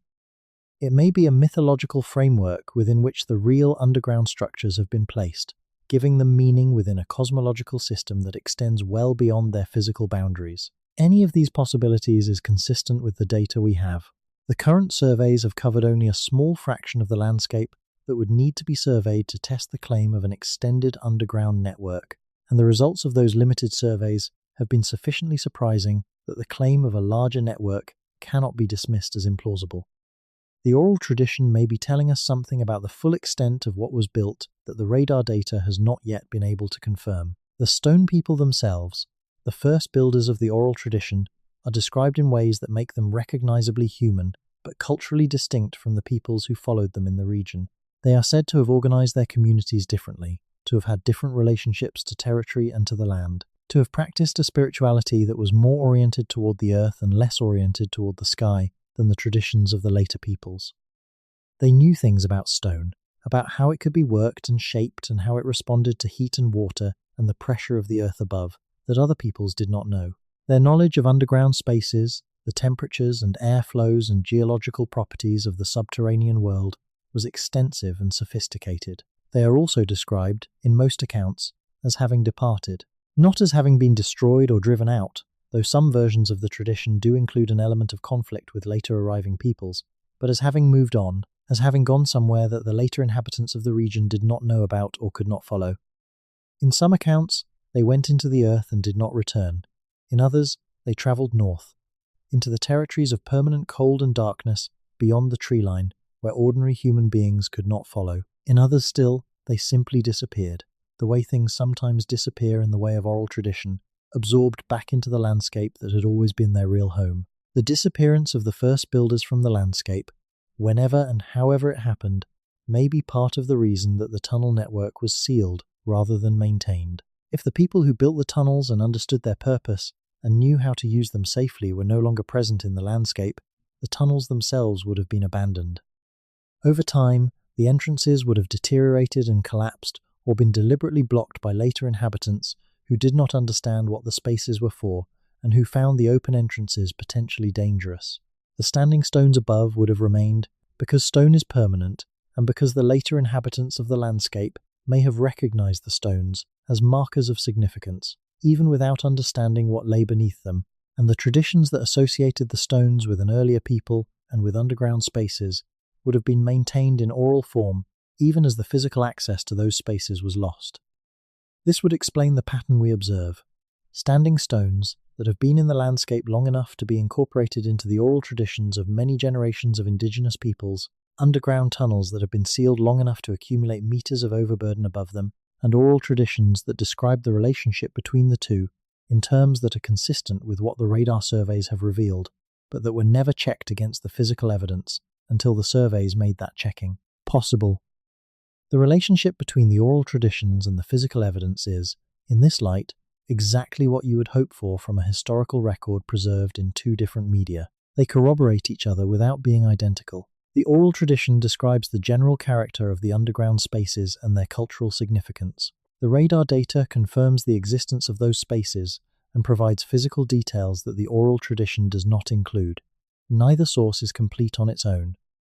Together, they begin to tell a coherent story about a pre-Columbian tradition of underground construction in the Quebec Highlands. That is, if the evidence holds up under further investigation, one of the most significant archaeological discoveries in the recent history of Canadian prehistory. There is another thread running through the story of pre-Columbian Canada that connects to the tunnel discovery in ways that are subtle but potentially important. It is the story of copper, specifically of the extraordinary tradition of copper working that developed in the Great Lakes region over a period of thousands of years, and that distributed copper artifacts across a continental network stretching from Canada to the Gulf of Mexico and from the Atlantic coast to the Great Plains. The Old Copper Complex, as archaeologists call it, is among the oldest metalworking traditions in the world. Copper artifacts, dated to between 3000 and 1000 BCE, have been found in archaeological contexts across the Great Lakes region, the Eastern Canadian Shield, and the northeastern United States. These artifacts are not primitive, not the crude first attempts of a people just beginning to explore the possibilities of metal. They are sophisticated objects, tools and ornaments and ritual items crafted with a technical understanding of copper's properties that implies a long prior history of experimentation and refinement. The copper used in the Old Copper Complex came primarily from the Lake Superior shoreline, particularly from the Keweenaw Peninsula in what is now Michigan, where native copper occurs in its pure metallic form in deposits that are accessible at the surface without smelting. This copper was worked by a process of cold hammering and annealing, alternately striking the metal to shape it and heating it to relieve the stress that the hammering introduces, a process that requires an understanding of metallurgy that is sophisticated for any period and remarkable for the period in which it was developed. The distribution of old copper artifacts across the continent tells us something about the trade networks that were operating in pre-Columbian North America thousands of years before the cultures that European explorers encountered. When they arrived, these networks were not simple. They were not just the exchange of locally produced goods between neighboring communities. They were long-distance exchange systems that moved specific materials and specific objects across enormous distances, and they imply the existence of sophisticated communication and coordination mechanisms connecting communities separated by thousands of kilometers. The connection between the Old Copper Complex and the building tradition we are discussing in the context of the tunnel discovery is speculative, but not groundless. The geographic overlap between the old copper distribution network and the territory where the Canadian megaliths are concentrated is notable. The temporal overlap between the old copper complex's period of most intensive activity and the proposed construction period of the tunnel network is similarly notable. And the organizational capacity that the old copper trade networks imply is exactly the kind of organizational capacity that would have been required to build the structures we are discussing. There is also a more specific connection, proposed by a small number of researchers who have studied both traditions, between the underground aspects of the tunnel network and the underground aspects of copper extraction from the Keweenaw deposits. The ancient miners who extracted copper from the Lake Superior deposits in the period of the old copper complex left behind underground mining sites that have been studied by archaeologists, particularly at the Minong mine on Isle Royale in Lake Superior, which shows evidence of mining operations stretching back nearly 6,000 years. These ancient mining sites involve underground excavation, the removal of rock to access copper deposits that occurred below the surface, and they imply exactly the kind of underground engineering knowledge that building the Quebec tunnels would have required. This does not mean the same people who mined copper at Isle Royale built the tunnels in Quebec. The geographic distance between the two locations is significant, and the techniques involved in mining for a specific mineral and in constructing a purposeful underground chamber are different in their specifics, even if they share a common foundation of knowledge about how rock behaves underground.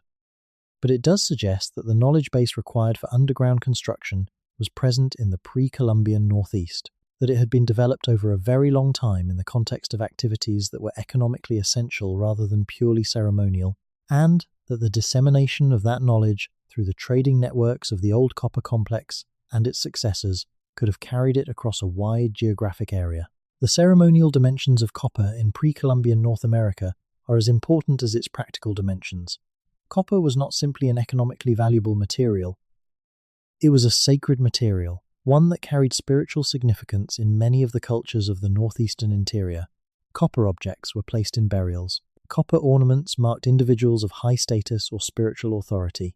The color of copper, its resemblance to fire and to sunlight, gave it associations with life-giving forces that made it appropriate for use in the most significant ceremonial contexts. The connection between copper and the earth, between the metal extracted from underground and the sacred significance of the underground world, appears in several of the oral traditions relating to the pre-Columbian copper trade. In some accounts, the copper was not simply mined from the earth, but was given by the earth, offered up by the forces that inhabited the underground world as a gift to the people above. The extraction of copper was thus not simply an economic activity, but a reciprocal exchange with the powers of the deep earth, an exchange that required appropriate ceremony and respect to be conducted safely and successfully. If that cosmological framework was shared, in whole or in part, by the builders of the Quebec tunnel network, it suggests a connection between the underground chambers they constructed and the underground world that copper represented. The tunnels might have been understood as a way of establishing a direct, maintained connection to the powers that resided in the earth, a permanent ceremonial channel between the surface world and the deep world, analogous to but different from the channel represented by the copper mines of the Lake Superior region. This is speculation, to be clear.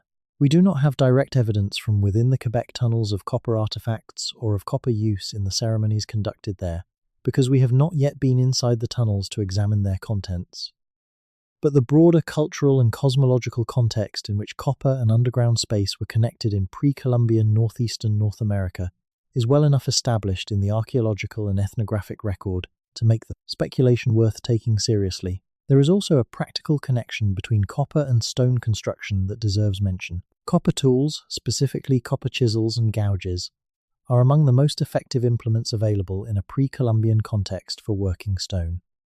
Copper is harder than stone in the way that matters for chisel use, holding an edge well enough to make cuts in limestone and softer granite that would be difficult or impossible to achieve with purely stone tools. The old copper complex produced copper tools of precisely the kinds that would have been useful in underground construction. Copper chisels of the type found in old copper sites have been shown by modern experimental archaeology to be effective for detailed stoneworking. The presence of copper tools in the Great Lakes region during the period when the Quebec tunnels may have been constructed adds another dimension to the already complex question of who built the tunnels and how. If the builders had access to copper tools, through trade with communities closer to the Lake Superior deposits or through direct participation in the copper exchange networks, They would have had significantly more effective stone-cutting implements than pure stone toolkits could provide. This might help explain how the smooth walls of the tunnel passages were achieved, since copper chisels and abrading techniques used in combination would produce surfaces considerably smoother than what stone-on-stone working alone could achieve. The trade networks that would have connected the Quebec highlands to the Lake Superior copper sources in the Archaic period are not just hypothetical. There is direct archaeological evidence for long-distance trade connections between the Quebec region and the Great Lakes, in the form of objects made from specific material types. Obsidian from specific sources, certain types of chert used for tool-making, shell from Gulf of Mexico species that appear at Quebec archaeological sites in periods going back thousands of years before European contact. These objects did not get to Quebec under their own power. They were carried there by people who were connected through chains of exchange to the distant places where those materials originated. The exchange networks of the pre-Columbian Northeast were real, they were extensive, and they were in operation over very long periods of time. They connected cultures that differed in language and subsistence strategy and ceremonial tradition, and they moved not just objects, but ideas, technologies, and ways of understanding the world.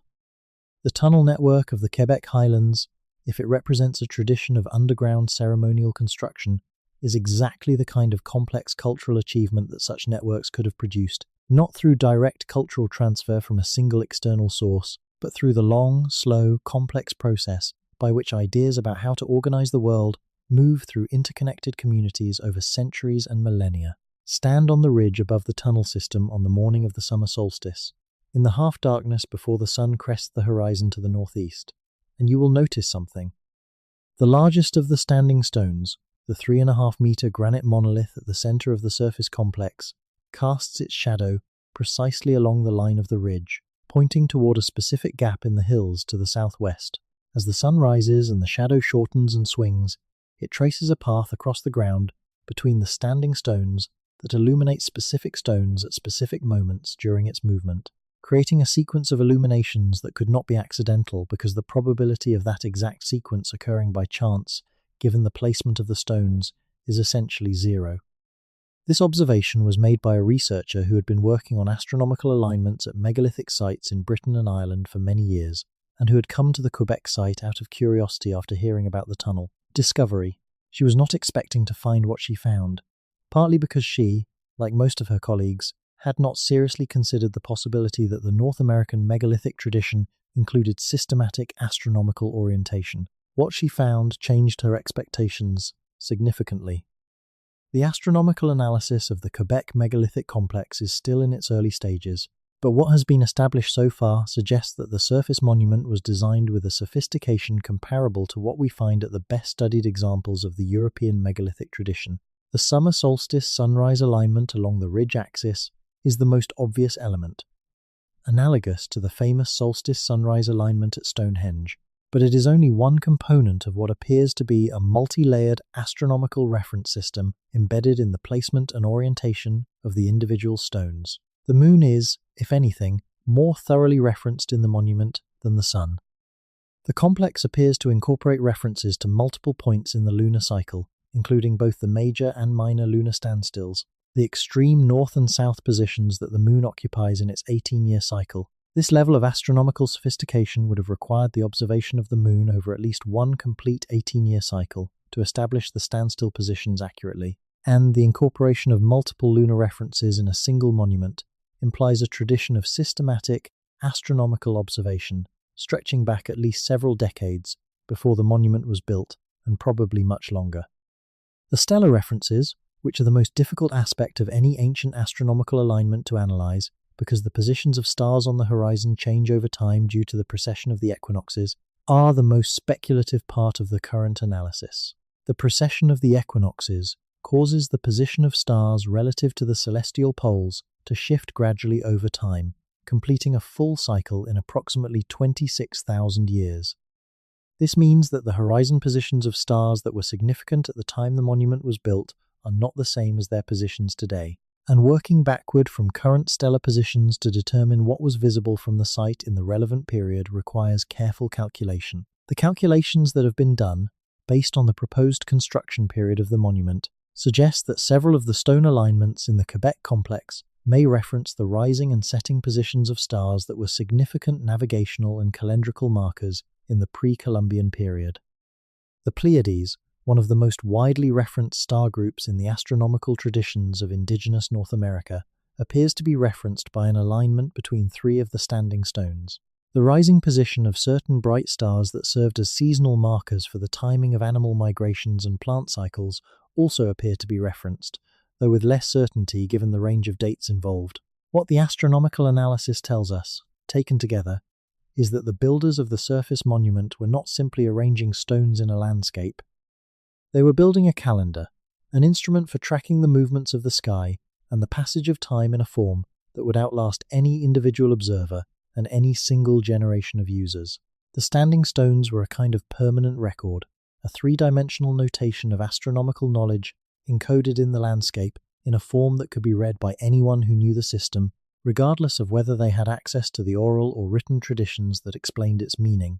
This function of megalithic monuments, as encoded astronomical records, is well established in the European tradition and increasingly recognized in the North American tradition as well. The Cahokia woodhenge in Illinois, the medicine wheels of the Great Plains, the solstice alignments documented at various sites across the continent, all of these demonstrate that the systematic observation of the sky and the encoding of astronomical knowledge in landscape architecture was a widespread tradition in pre-Columbian North America.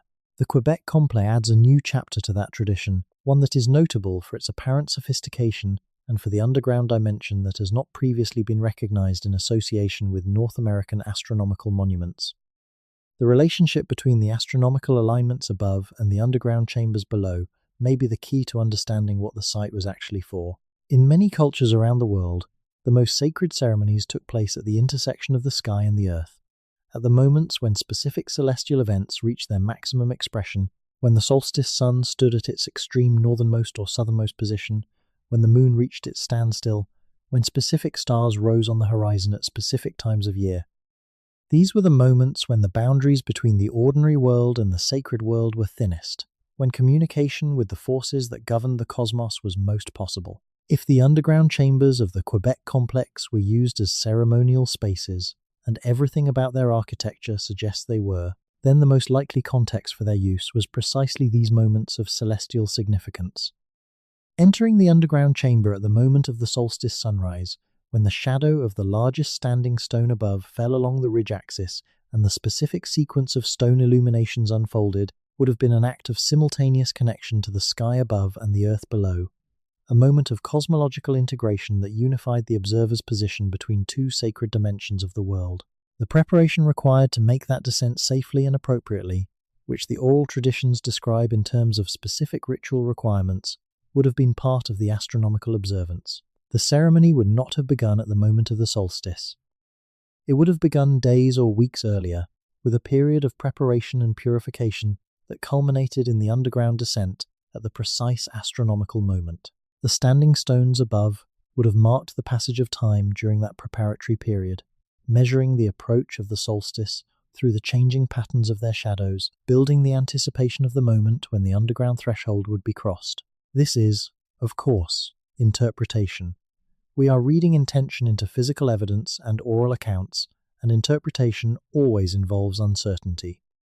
But the interpretation is consistent with everything we know about how megalithic monuments were used across the world, with what the oral traditions of the local First Nations communities say about the site, and with the physical evidence of the astronomical alignments and the underground chambers. It is the interpretation that fits all the available evidence most coherently, and in the absence of direct archaeological investigation of the underground spaces, it is the interpretation that deserves to be taken most seriously. The astronomical dimension of the site also has implications for when it was built, because the precession of the equinoxes means that the astronomical alignments are most precise at the time of construction and become progressively less precise as time passes. Working backward from the alignments to find the period when they were most exact is a method that has been applied with considerable success at European megalithic sites, where it has produced date estimates that align well with independent dating evidence. Applying the same method to the Quebec site suggests a construction period in the range of 3,000 to 4,000 years before the present, which is consistent with the deposition rate estimates for the overburden above the tunnels and which places the site firmly in the Archaic period. contemporaneous with the most intensive phase of the old copper complex. That temporal alignment, if it holds up under further analysis, would mean that the builders of the Quebec Tunnel complex were active at the same time as the most sophisticated copper working tradition in the world outside of the Old World metal-using cultures. They were contemporaries of the pyramid builders of Egypt, of the megalith builders of Stonehenge, of the early Bronze Age cultures of the Near East and Europe. Whether they were connected to any of those traditions, whether the ideas that produced the Quebec monument had any relationship to the ideas that were producing the great monuments of the ancient world at the same time, is a question that the current evidence cannot answer, but that the astronomy raises with particular sharpness. Because the astronomical traditions that are encoded in the Quebec monument are not unique to North America. The observation of the sun and moon and stars for calendrical and ceremonial purposes is universal in human cultures. The specific alignments that appear to be present in the Quebec complex are not parallel to any specific Old World tradition in ways that would demonstrate direct connection, but they demonstrate, unambiguously, that the builders of this monument participated in the same general tradition of sophisticated astronomical observation and monument-based knowledge encoding that was producing the great megalithic complexes of the Old World approximately the same time. Among the standing stones of the Quebec Highland complex, there are 3 that bear surface markings. Not the kind of accidental surface features that result from weathering, not the random patterns that frost and lichen and running water produce on exposed rock over centuries and millennia, deliberate markings, incised into the granite surface with a pointed tool, arranged in patterns that have a regularity and a spatial logic that is impossible to attribute to anything but intentional human action. The markings were first documented by a researcher visiting the site in the mid-2010s who noted them in a field report that was not widely circulated at the time. When the tunnel discovery attracted renewed attention to the site, the markings were re-examined by several researchers with backgrounds in rock art and epigraphy, the study of ancient inscriptions. What they found was more complex and more interesting than the original field documentation had suggested. The markings on the 3 stones fall into 2 general categories. The first category consists of geometric forms, lines, angles, curves, and repeated patterns that do not obviously correspond to any pictographic or representational tradition, but that have a consistent internal logic, suggesting they were made within a system of meaning rather than randomly. The second category consists of forms that are more difficult to classify, that seem to stand somewhere between purely geometric abstraction and representational imagery, forms that might be stylized representations of physical objects or landscape features, but that are ambiguous enough that different researchers have proposed different identifications. The geometric markings on the first stone, a medium-height granite monolith near the western end of the alignment, consist primarily of a series of incised lines, arranged in a grid-like pattern with specific intervals between the lines that appear to be consistent rather than variable. Several researchers have proposed that this is a numerical notation system, a way of recording counts or sequences of events in a format that is legible to anyone who knows the code. The specific intervals in the grid correspond, in one analysis, to the number of days in the lunar month, suggesting that the stone may be recording observations related to the lunar calendar that the monument is otherwise organized around. This interpretation is tentative. Numerical notations in stone are known from many prehistoric contexts around the world, and the identification of a specific counting system in an ambiguous marking always involves significant interpretive risk. But the consistency of the intervals is real, and the lunar correspondence is real, and in the context of a monument that appears to be organized in part around careful lunar observation, the interpretation has a certain coherence that makes it more than pure speculation. The markings on the second stone, one of the 3 greenstone monoliths that appear to have been brought from a distant source, are of the second, more ambiguous category. They include forms that several researchers have independently proposed might be representations of the human hand, though in a highly schematized form that makes the identification uncertain.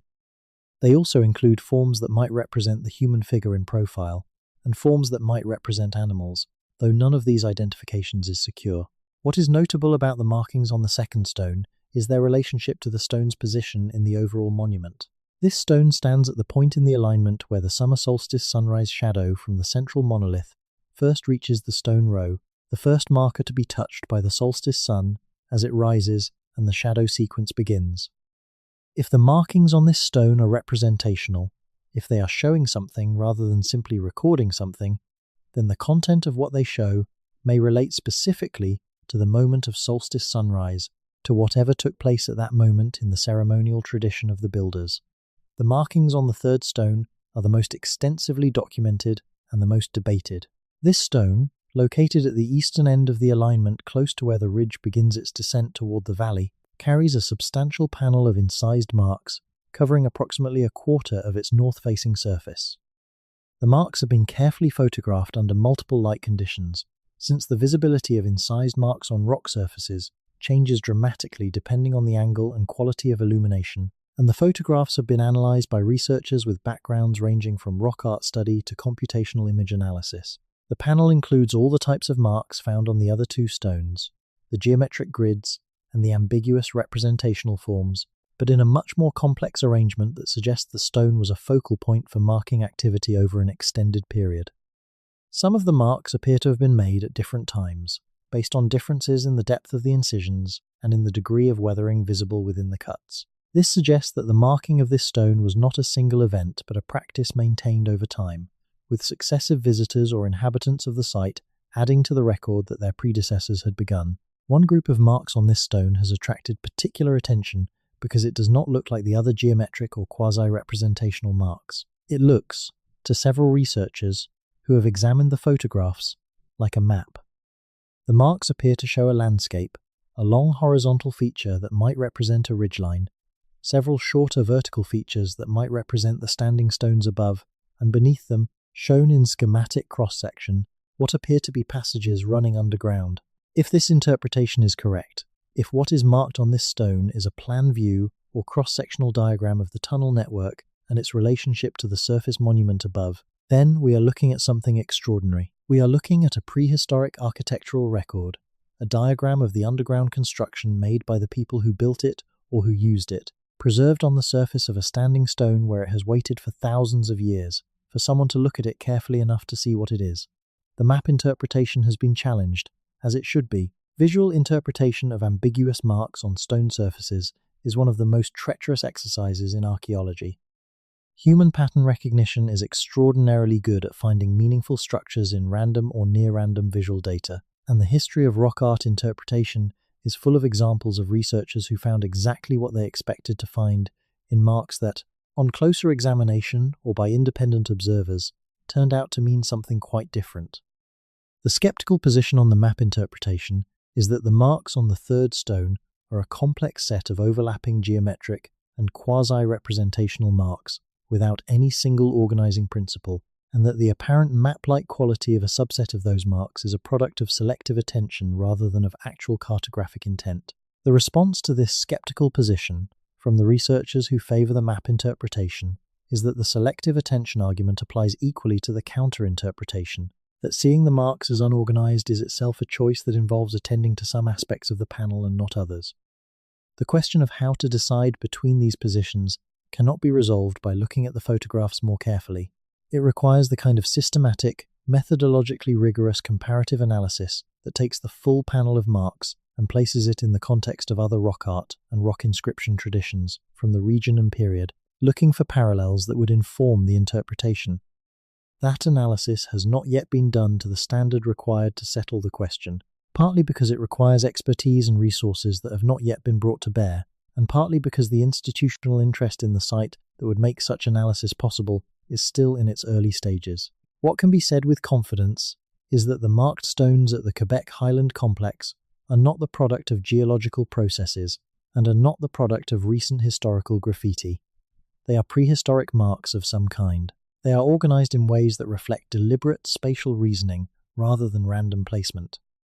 And they are associated with a monument complex that has now been shown to include sophisticated astronomical alignments above and a substantial underground construction below.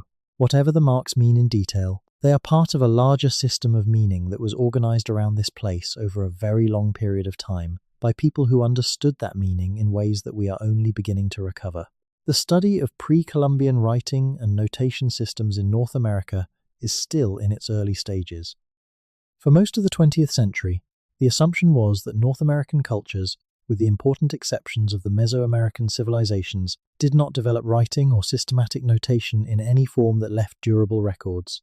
That assumption is now being challenged from multiple directions. as researchers find and document systems of marking and inscription across the continent that appear to have been more widespread and more systematic than the traditional account acknowledged.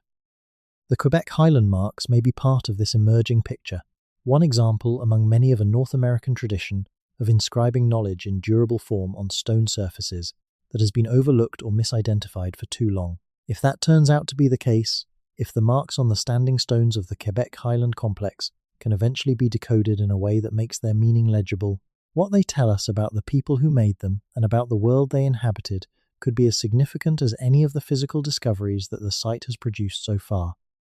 A readable inscription from the archaic period of the Canadian Northeast would be, quite simply, one of the most important documentary finds in the history of North American archaeology, a window into the minds of people whose existence we can infer from their constructions, but whose inner lives we cannot, without such a document, directly access. The tunnel system beneath the Quebec Highland megaliths is not unique in the world, but it may be unique in North America, or it may not be. That is one of the most important open questions that the discovery raises, a question that will only be answered by the kind of systematic, comprehensive survey of the Canadian landscape that has never been conducted and that would require a level of resources and commitment that has never been mobilized for the study of pre-Columbian Canadian prehistory. Consider the scale of the terrain. The Canadian Shield alone covers an area of nearly 4.5 million square kilometers, a geological formation of ancient rock stretching from the Great Lakes to the Arctic Ocean and from the Atlantic coast to the Great Plains. Within that enormous territory, there are countless ridges and hilltops and river valleys where megalithic construction could have taken place and where the archaeological traces of such construction, above and below the surface, might be waiting to be found. The number of such locations that have been systematically surveyed with ground-penetrating radar is approximately 0, because until the Quebec discovery, there was no recognized reason to conduct such surveys. What the Quebec discovery has done, above all else, is to create a new research question. How widespread was underground construction in pre-Columbian Canada? And to address that question requires, first, expanding the survey work at the Quebec site to understand the full extent of the tunnel network there, and second, identifying other locations where similar surveys might be warranted and conducting them. The first requirement, expanding the survey at the Quebec site, is currently being negotiated through the complex process of Indigenous community consultation, provincial archaeological permitting, and academic coordination that governs research on significant archaeological sites in Canada. Progress is slow, as progress in these processes usually is, but it is happening. A second season of more extensive ground-penetrating radar survey was planned and partially executed, though the full results have not yet been publicly released. The communities closest to the site have been engaged in discussions about the appropriate form and scope of future research, discussions that are ongoing and that will ultimately shape what research is permitted and how it is conducted. What the preliminary results of the second survey season appear to show, based on the limited information that has been made available, is that the tunnel network is considerably more extensive than the first survey suggested. The additional radar lines run during the second season extend the mapped portion of the network significantly, and they reveal a complexity of branching passages and chambers that makes the full system more architecturally elaborate than the initial surveys indicated. The network, it appears, is not simply a main corridor with a few branches. It is a multi-level system with passages at more than one depth below the surface, and with what appear to be connections between those levels at specific points. A multi-level underground construction is significantly more demanding than a single-level system. It requires planning not just in the horizontal plane but in the vertical dimension, an understanding of how the rock behaves at different depths and under different load conditions, and a construction sequence that takes into account the structural implications of removing material at multiple levels while maintaining the stability of the rock above. This level of underground engineering sophistication is not common in any pre-modern context, and its apparent presence in the Quebec system forces an upward revision of the already substantial estimate of the builder's capabilities. The second requirement for addressing the question of how widespread underground construction was in pre-Columbian Canada, identifying and surveying other potential sites, is at a much earlier stage. Several researchers who have reviewed the Quebec findings have proposed candidate sites based on the presence of megalithic surface structures that might indicate underground features similar to those found in Quebec. The geography of these candidates spans a substantial portion of the Canadian Northeast, from the Maritime provinces through Quebec and Ontario and into the Great Lakes region. Some of the proposed candidates have been documented by researchers for years or decades without generating significant attention. The stone structures of the Muscoda-Boit Valley in Nova Scotia, which have been photographed and roughly mapped but never systematically surveyed, are one example. The stone alignments reported by researchers in the Ottawa Valley region are another. The complex of cairns and standing stones in the Georgian Bay area of Ontario, which has been the subject of intermittent study without definitive conclusions about its age or cultural affiliation, is a third. None of these candidates has been subjected to the kind of ground-penetrating radar survey that would reveal whether underground features are present. The equipment is available. The methodology is proven.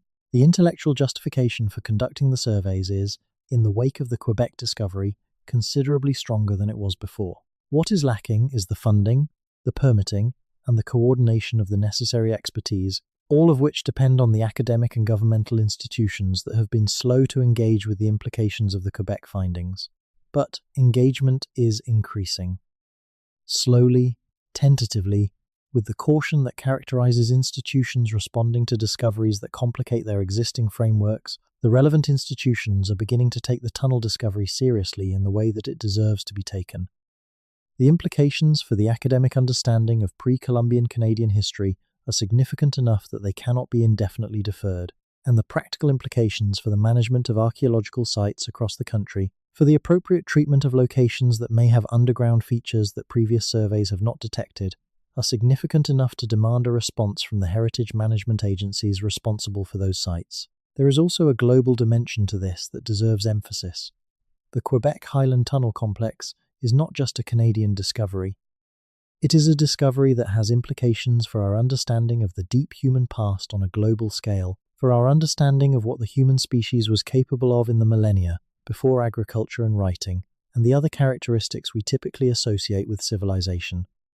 The evidence from around the world, accumulating from many different sites and many different lines of investigation, is increasingly suggesting that the period we call the Archaic, or the Mesolithic, or the later Stone Age, the period after the end of the last ice age and before the widespread development of agriculture, was not simply a time of simple hunter-gatherer subsistence, punctuated by occasional early experiments in cultivation. It was, in many parts of the world, a time of organizational complexity, architectural ambition, and cultural sophistication that we have consistently underestimated, because we began studying it with assumptions derived from an evolutionary model of human history that associated complexity with agriculture and agriculture with complexity, and that therefore expected the pre-agricultural world to be relatively simple. The discoveries that have forced us to revise that expectation, from Göbekli Tepe in Turkey to the pit alignments of the Stonehenge landscape to the complex earthworks of the Amazon basin, have come from many different parts of the world.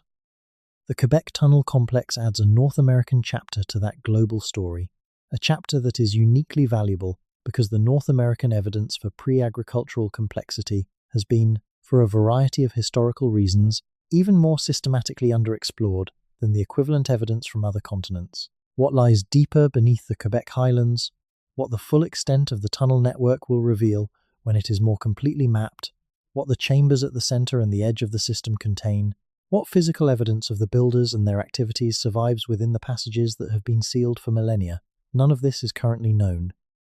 It is possible that the archaeology of the interior of the tunnel system, if and when it is conducted, will produce evidence that dramatically clarifies our understanding of who built the network and why and when. It is equally possible that the system, having been sealed for a very long time, will have been subject to the same processes of organic decay that destroy most archaeological materials over extended periods, leaving behind only the most durable remains and forcing interpretation from incomplete evidence. But even the most durable remains, stone tools, the residues of pigments or metals, the traces of fires in the chambers, the physical evidence of repeated human activity over many generations, can tell us a great deal. The archaeology of enclosed underground spaces is, in some respects, more favorable to the preservation of delicate evidence than open-air archaeology, because the sealed underground environment is protected from the weathering processes that destroy organic materials at the surface. Cave sites around the world have yielded extraordinary preservation of materials that would have long since decomposed in outdoor settings, and so the waiting continues. The waiting that has always characterized the relationship between significant archaeological discoveries and the slow-moving institutions of academic inquiry and governmental regulation. The tunnels are there. The standing stones are above them. The oral traditions of the people who lived in this landscape for the longest time describe spaces that are consistent with what the radar data reveals. The astronomical alignments of the surface monument encode a level of scientific observation that demands a reassessment of the intellectual life of the archaic period northeast. And somewhere in the network of passages and chambers that we have so far only glimpsed through the reflected signals of a radar instrument sweeping across the surface of a Quebec ridge, the physical record of who these people were and what they valued and how they understood their place in the world is waiting to be found. Imagine entering the tunnel. Not as it exists now, sealed and dark and inaccessible beneath meters of accumulated earth, but as it existed in the time of its construction and use, when the entrance was open and the passages were lit by torches or lamps of animal fat, and the chambers at the heart of the system were visited regularly by people who understood what they were entering and why.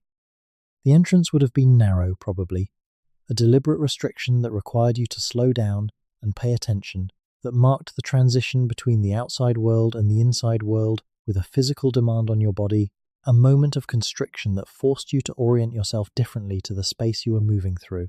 Many ceremonial underground spaces around the world have narrow entrances, not because they had to be narrow for structural reasons, but because the narrowness served a purpose, making the moment of entry deliberate and conscious, preventing casual or accidental access, selecting for those who were willing to make the effort and the commitment. Once inside, the passage would have opened to its full dimensions, roughly 2 meters wide and 2.5 meters tall, dimensions that allowed upright movement, but that also created a specific relationship between your body and the surrounding stone, a closeness that is qualitatively different from the open sky of the surface world. The stone above you, the stone beside you, the stone below your feet if the floor was also worked stone rather than packed earth. You would be surrounded by the material in a way that you never are in ordinary surface life, enclosed by it, held by it. The sound would change immediately and dramatically. Outside, on the ridge above, sound moves freely in all directions, dispersing into the sky and the valley below. Inside the passage, sound is contained and reflected. Voices become fuller. Percussion instruments, drums struck against the passage walls, produce resonances and overtones that do not occur in open-air settings. The passage is an acoustic space with specific properties, and those properties would not have gone unnoticed or unexploited by people who used music and rhythm as part of their ceremonial practice. This is not speculation in the pejorative sense. The acoustic properties of underground spaces were deliberately exploited by the people who used them in multiple prehistoric traditions. Studies of the acoustics of painted European cave systems have found that the areas with the highest density of paintings are consistently the areas with the most remarkable acoustic properties, the places where sound resonates most richly and where the experience of sound in the underground environment is most dramatically different from the experience at the surface. The same people who chose to paint at specific locations in the caves were, at the same time, choosing locations with specific sonic qualities, suggesting that the underground ceremonies in which the paintings were made were also sonic experiences. Ceremonies in which the experience of sound in a remarkable acoustic environment was part of the contact with the sacred world that the underground represented. The chambers at the heart of the Quebec tunnel system, those roughly circular spaces with their higher ceilings detected in the radar data, would have been the primary acoustic spaces of the network. The combination of circular plan and higher ceiling produces, in underground stone-walled spaces, a particular kind of resonance in which voices and instruments seem to come from all directions simultaneously, in which the distinction between sound made inside yourself and sound coming from outside yourself begins to blur, producing the kind of altered auditory experience that is one of the most consistent features of shamanic ritual across the world. Entering a chamber like this in complete darkness, with only the flickering light of a torch or a grease lamp to reveal the walls that surround you, hearing sounds that seem to emanate from the stone itself, would produce an experience of profound dislocation from the ordinary conditions of surface life. You would be, in every sensory dimension simultaneously, somewhere radically different from where you were above the ground. The visual environment, the acoustic environment, the smell of the enclosed stone and the torch smoke, and the breath of the other people in the chamber with you, the temperature, the humidity, all of these would be different from anything that the surface world offered, and all of them would be consistently and unmistakably the environment of the deep earth. That is what the underground ceremonial complex was. Not just a hole in the ground, not just a construction project. It was a made environment, deliberately constructed to produce a specific kind of experience that the surface world could not provide. An experience of being inside the earth, surrounded by it, held by it, subjected to its specific sensory regime. An experience that, in the cosmological understanding of the people who built it and used it, represented being in the presence of the forces that resided in the interior of the world. The ancestors who had gone into the earth, the powers that governed fertility and death and the renewal of life, the deep pulse of the world itself.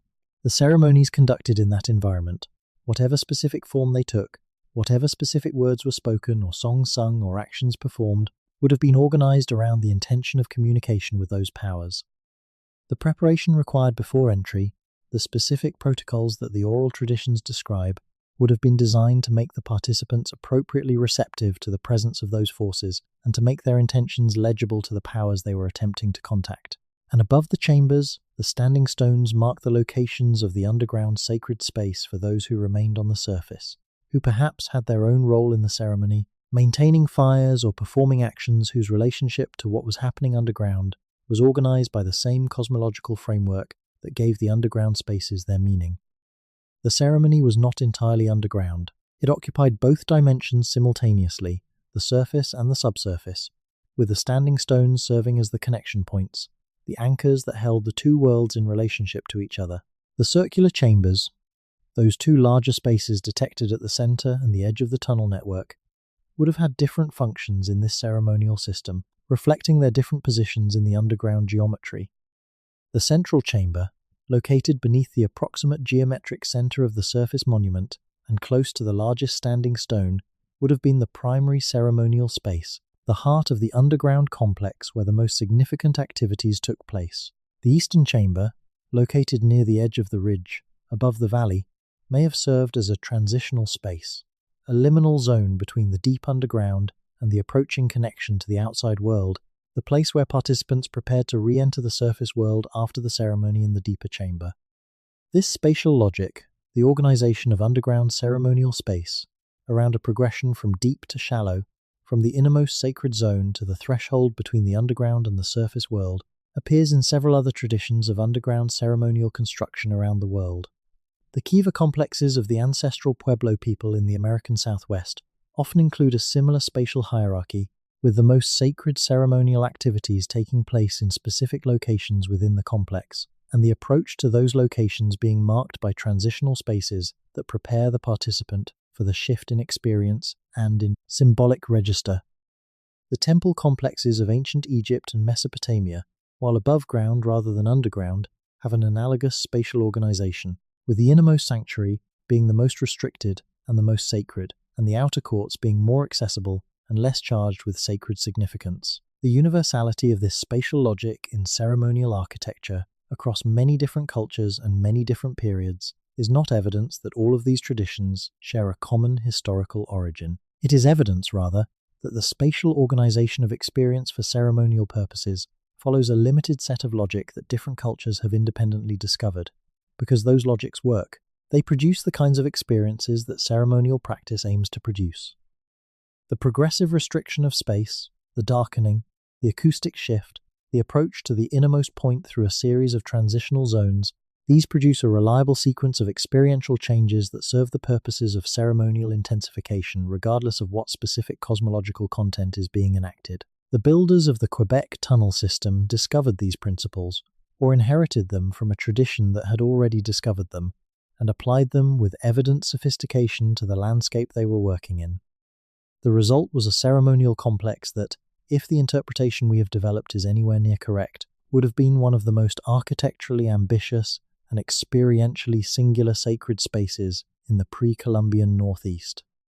A space where the forces of the deep earth were accessible to those with the knowledge and the preparation to seek them, where the astronomical knowledge encoded in the surface monument above was complemented by the earth knowledge encoded in the underground architecture below, and where the full range of the cosmos, sky and earth, surface and depth, light and darkness, was held in a relationship that gave meaning and coherence to the world the builders and users of the complex inhabited. That world, is gone now. The people who built the complex have been gone for thousands of years.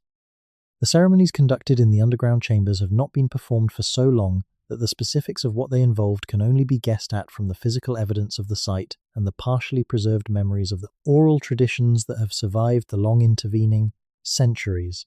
But the complex itself, the passages and the chambers and the standing stones above them, has endured. Stone is patient.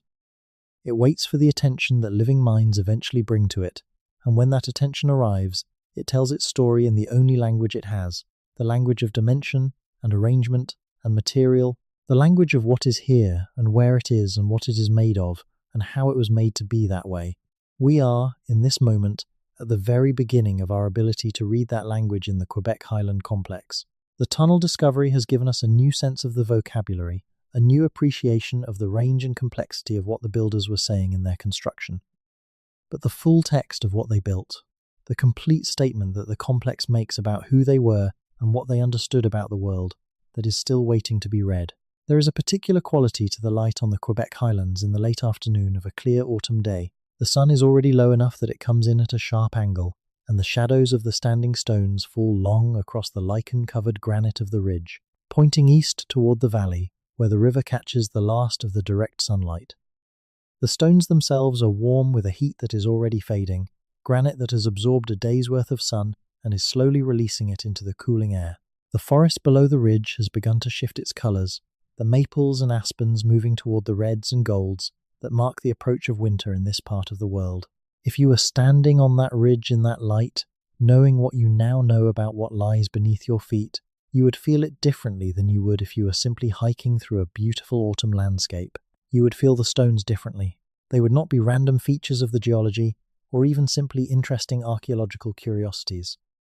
They would be what they are, the surface expression of something much deeper and older, the visible tips of an intention that extends downward into the rock beneath you, down through meters of accumulated time to passages and chambers where people who understood the world very differently than we do came to be in the presence of whatever they believed resided in the deep earth. That is a strange thing to feel. It is the feeling of historical depth in a physical place, the sense that the ground beneath you is not simply geological material but a record, written in the most durable medium available to the people who wrote it.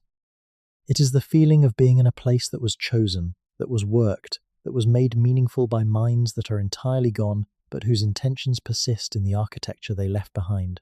The discovery of the tunnel network beneath the Quebec megaliths is not the end of a story. It is the beginning of one, or rather, the beginning of our ability to read a story that has been in progress for thousands of years, a story about people who lived in the Canadian Northeast in a time so remote from the present that almost nothing we assume about human life, about how it is organized, about what it means, about what it is directed toward, applies without significant revision. We do not know, yet, how extensive the tunnel network is. We do not know who built it. We do not know precisely when it was built. We do not know what ceremonies were conducted in the underground chambers or what beliefs organized those ceremonies. We do not know whether this is an isolated phenomenon or whether there are similar systems waiting to be found beneath other megalithic sites across the Canadian Northeast. We do not know how the builders fit into the broader picture of pre-Columbian North American culture, whether they were participants in the continental trade and exchange networks that we know existed, whether their tradition of underground construction had parallels or connections elsewhere in the world. What we do know is that they were here, that they invested extraordinary collective effort in constructing something that required sophisticated engineering, organized labor, and a shared purpose, strong enough to motivate that investment, that what they built has survived for thousands of years. That the land above it, the standing stones and the ridge and the river valley below, has been inhabited by indigenous peoples who preserved memory of the underground spaces in oral traditions that are only now being connected to the physical evidence the radar surveys have revealed, and that the discovery has opened a window into a dimension of the pre-Columbian Canadian past that none of us knew was there. That is enough to make it significant. More than enough. The tunnel system beneath the Quebec Highlands is a reminder of something that we tend to forget in our preoccupation with the documented history of the recent past. That the human story on this continent is enormously longer and more complex than the last few centuries of written record can capture, and that the silent stones and the deep earth preserve their own records of that longer story, waiting for us to develop the tools and the willingness to read them. The stories we tell about where we came from shape how we understand who we are and how we relate to the land we inhabit. When those stories are incomplete, when they leave out entire chapters, because the evidence for those chapters was inconvenient or overlooked or simply not yet found, we walk on the ground above those missing chapters without knowing they are there. The tunnel discovery is an invitation to know differently, to understand that the Canadian landscape is older and deeper in human terms than we have acknowledged, that the people who preceded the historical indigenous cultures of the region were not simple or primitive or undifferentiated, that they built things and thought things and felt things about the world they lived in that were as complex and as meaningful as anything that has been built or thought or felt about any landscape in the world. The standing stones still stand, the tunnels still run beneath them, the river still catches the afternoon light in the valley below. And somewhere in the sealed darkness of the underground chambers, the record of who these people were continues to wait, patient as granite, for the moment when we are ready to receive it. And perhaps that is the deepest lesson of this particular discovery, that the earth keeps its secrets until the right moment, until the right instruments are brought to bear, until the right questions are finally asked. For thousands of years, people walked across that ridge in Quebec, looked at the standing stones, felt the faint pull of something older in the landscape around them, and did not know what lay beneath. It took a geological survey team with ground-penetrating radar and an afternoon with nothing particularly interesting in the bedrock to stumble into what may be one of the most significant archaeological discoveries in the recent history of the continent. History is like that. It hides in plain sight, or rather in plain darkness, beneath the surface of the world we think we know. It waits for the question that has not yet been asked, for the instrument that has not yet been pointed in the right direction, for the researcher who is paying close enough attention to recognize what they are looking at when the data finally comes back and says something that nobody was expecting to see. The Quebec Highland Tunnel Complex is waiting. The questions it raises are waiting.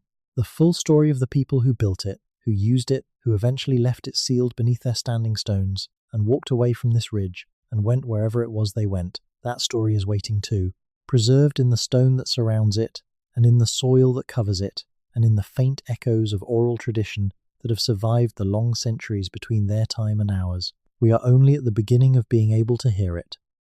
And there is something quietly wonderful about that, about being alive at the moment, when the silence begins to break and the deep past begins, however slowly and incompletely, to speak.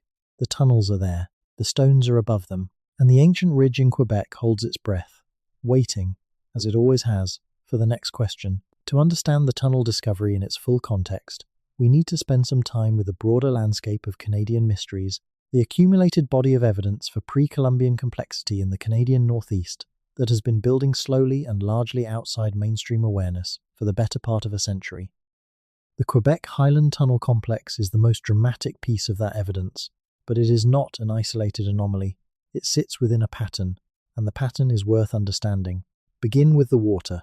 The rivers and lakes of the Canadian Shield are not just ecological features, they are historical corridors, the highways along which human movement and human exchange have been organized for as long as people have been in this part of the world. The drainage systems of the Shield connect the interior of the continent to the Atlantic coast in ways that would have been understood and exploited by anyone living in this landscape over any significant period of time. You can travel, by water with portages, from the Quebec Highlands to the Gulf of Street, Lawrence to the north, to the Great Lakes to the west, and to the headwaters of river systems that flow eventually to Hudson Bay to the north and west. The landscape is not a collection of isolated local territories. It is a connected network, and the people who lived in it were connected through that network to a much wider world than the limited range of any individual band's annual round. That connectivity is evident in the archaeological record of the pre-Columbian Northeast, in ways that have not been adequately emphasized in the mainstream account of the period.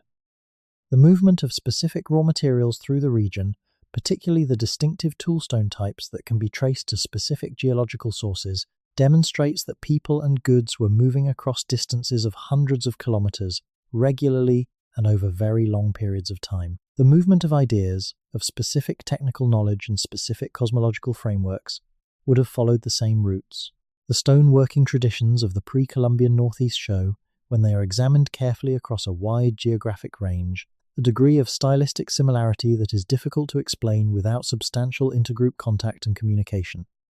The specific techniques used to work certain types of stone, the specific forms that certain categories of artifact take in widely separated regions, the specific conventions that govern the decoration of objects made for ceremonial or exchange purposes, all of these suggest that the peoples of the northeastern interior were in much more regular and substantive contact with each other than the image of isolated bands scattered across a vast wilderness would imply. The underwater archaeological record of the Canadian Northeast, which is almost entirely unstudied, adds another dimension to the picture. As the glaciers retreated from the region following the end of the last ice age, sea levels rose dramatically, flooding coastal areas that had previously been habitable and inundating river valleys and lake shores that had been the most productive and the most heavily used parts of the landscape. The sites that were occupied by the earliest inhabitants of the post-glacial Northeast, the places where people first established themselves in the newly opened landscape, are in many cases now underwater. The coastal archaeological record of the Maritimes, of Newfoundland and Labrador, of the Gulf of Street, Lawrence region, is incomplete not because people were not there, but because the most heavily occupied parts of the coast are now submerged. This is particularly significant for the maritime archaic tradition, whose most intensive period of occupation appears to have been precisely the period when sea levels were rising most dramatically. The people of the maritime archaic would have watched the ocean advance during their lifetimes, would have seen their coastlines change within living memory, would have had to adapt their settlements and their subsistence strategies to an environment that was shifting under their feet. This experience of radical landscape transformation may have shaped their cosmological understanding in ways that are not visible to us from the land-based archaeological record, but that appear in the oral traditions of their descendants as stories about the time when the waters rose and the land changed and the world was remade. Several oral traditions from the maritime region describe exactly such events, using narrative frameworks that have sometimes been dismissed as mythological but that, on closer examination, appear to encode accurate memories of real geological events.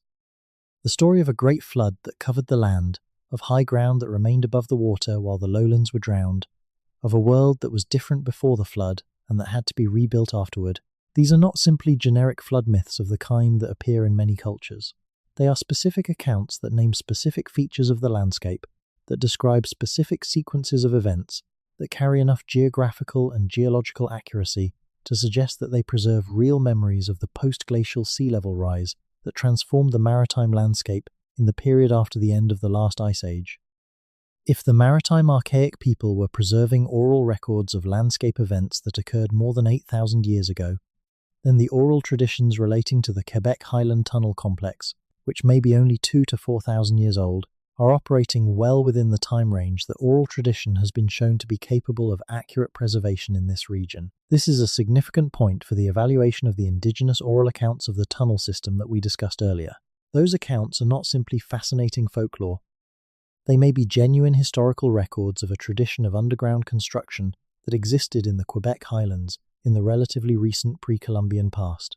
The question of what happened to the builders, why the tunnel complex was eventually abandoned and sealed rather than maintained and continuously used, connects to one of the major unresolved questions in northeastern pre-Columbian history: the nature and timing of the population changes that occurred in the region in the millennia before European contact. The archaeological record of the northeastern interior shows, at various points in the pre-Columbian past, evidence for significant disruptions in the continuity of cultural traditions, periods when specific artifact types and specific site types disappear from the record and are replaced by different ones, suggesting changes in the populations inhabiting the region that were more than simply evolutionary modifications of continuous traditions. Some of these disruptions are explained by known climatic events.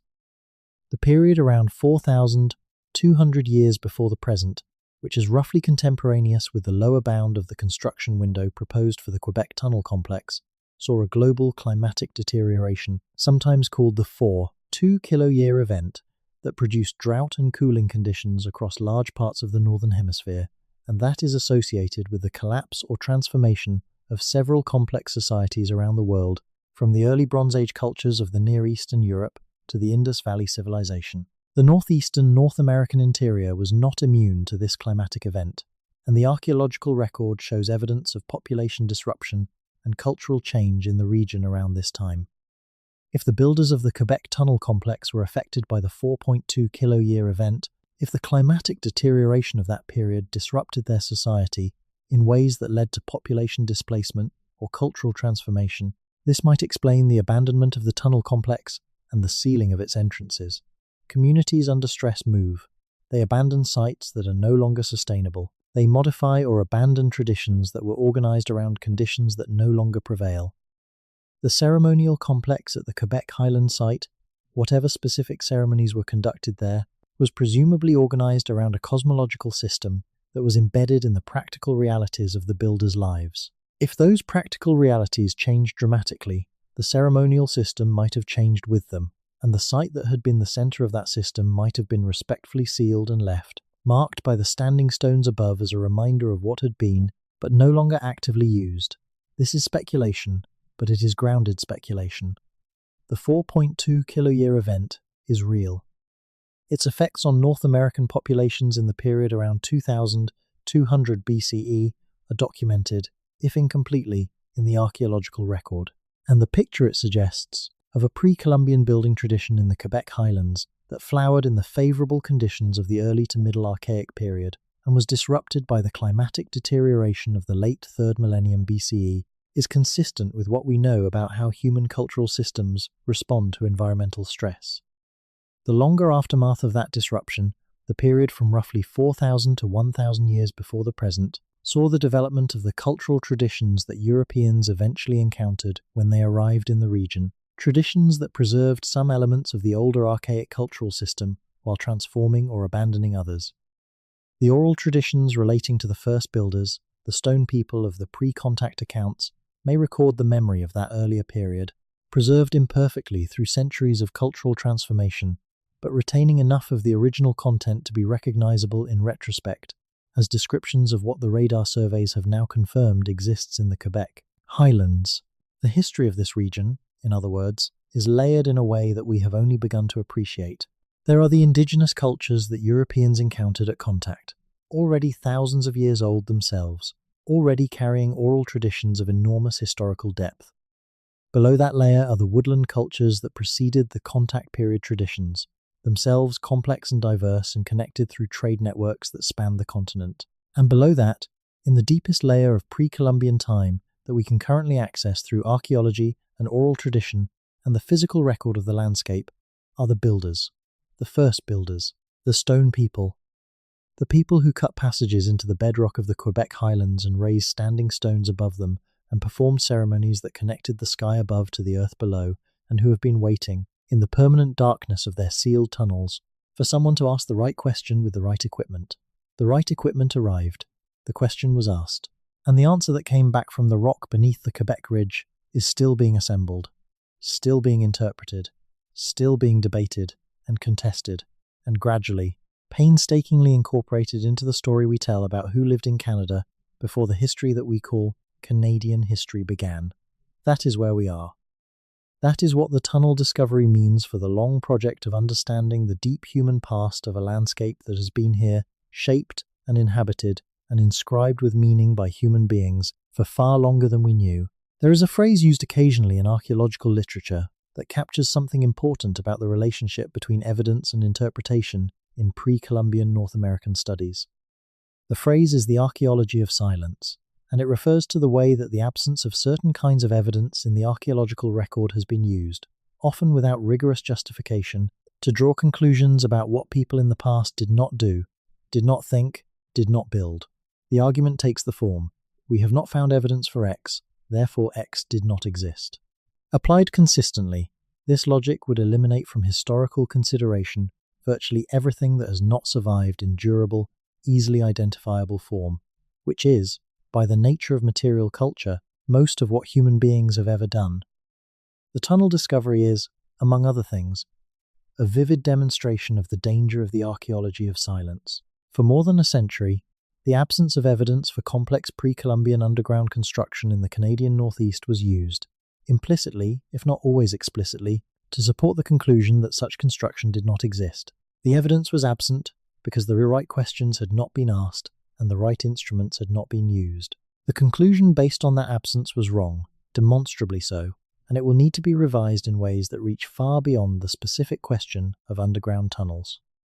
The implications of this revision extend in multiple directions. They extend backward in time, requiring us to reconsider what we thought we knew about the capabilities and ambitions of the people who inhabited the pre-Columbian Northeast in the Archaic period.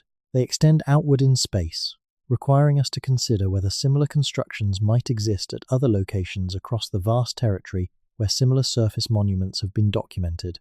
And they extend inward, into the methodological and institutional practices of the discipline itself, requiring honest reflection on how the evidence was overlooked and what structural features of the discipline's practices allowed that oversight to persist for so long.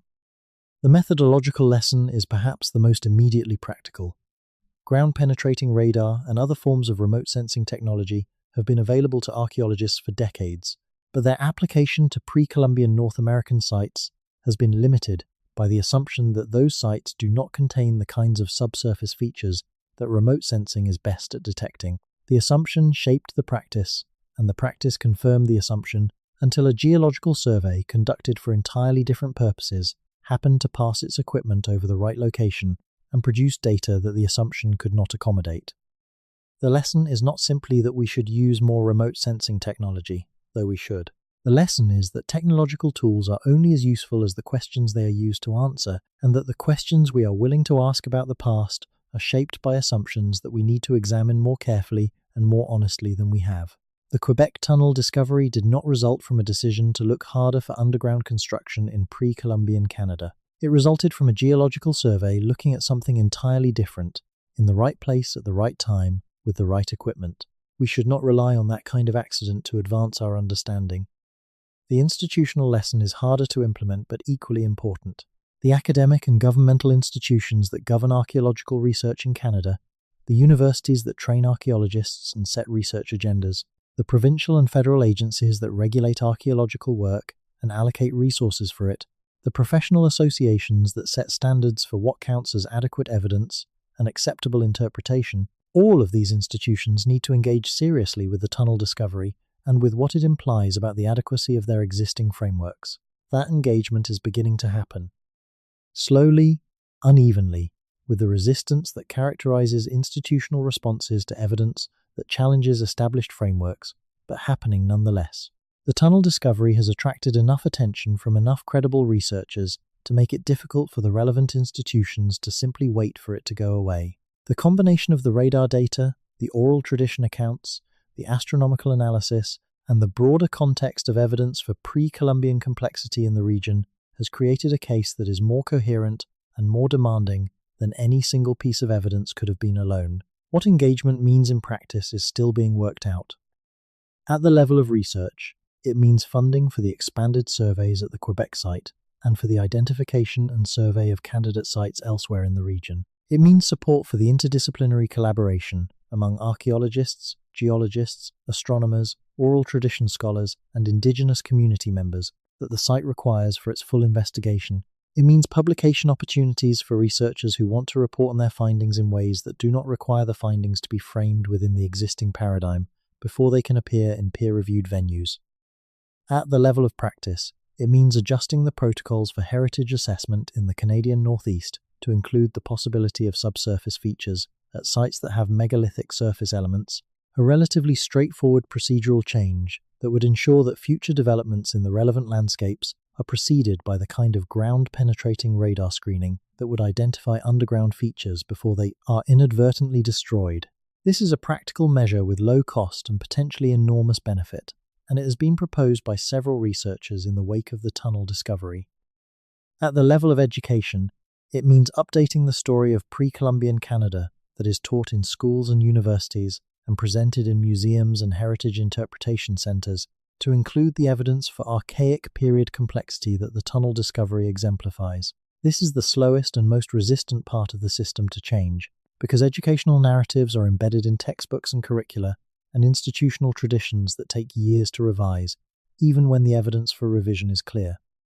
But the revision is necessary, because the story we tell children and students about who lived in Canada before European contact shapes how those children and students understand the significance and the rights of Indigenous peoples, and a story that understates the antiquity and complexity of pre-Columbian Canadian culture does a disservice to everyone, indigenous and non-indigenous alike. The ethical dimension of the tunnel discovery cannot be separated from the scientific one.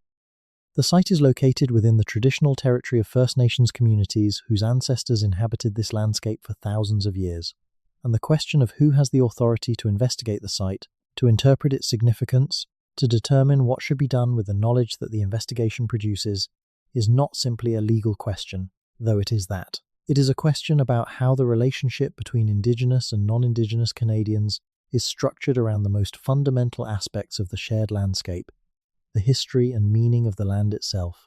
The oral traditions that describe the underground spaces and their relationship to the standing stones represent a form of knowledge about the site that predates the academic disciplines that study it by an enormous margin. That knowledge was preserved at enormous cost, through the disruptions of colonial contact, the devastating impacts of epidemic disease, the sustained assault on Indigenous cultural practices that characterized the Canadian government's relationship with First Nations communities for much of the 20th century. The fact that it survives, that the communities whose traditions describe the first builders and their underground spaces are still there and still engaged with the question of what those spaces mean, is remarkable and demands a response from the academic research community that is proportionate to the depth of what is being offered. The most promising model for future research at the Quebec site is one that genuinely integrates Indigenous community knowledge and priorities with academic research methods and questions, not in the superficial sense of checking a consultation box before doing what the researchers already plan to do, but in the substantive sense of allowing the community's understanding of the site's significance and the community's priorities for how that significance should be investigated to shape the research agenda from the beginning. This requires a degree of patience and humility from the academic side of the collaboration that has not always characterized archaeological research in Canada, but that the tunnel discovery, with its revelation that the academic side of the collaboration was not even asking the right questions, strongly suggests is warranted. The tunnel system beneath the Quebec Highland megaliths belongs, in the most fundamental sense, to the landscape it is part of, and to the peoples whose relationship to that landscape extends back further than any academic discipline or governmental institution. What happens to it next?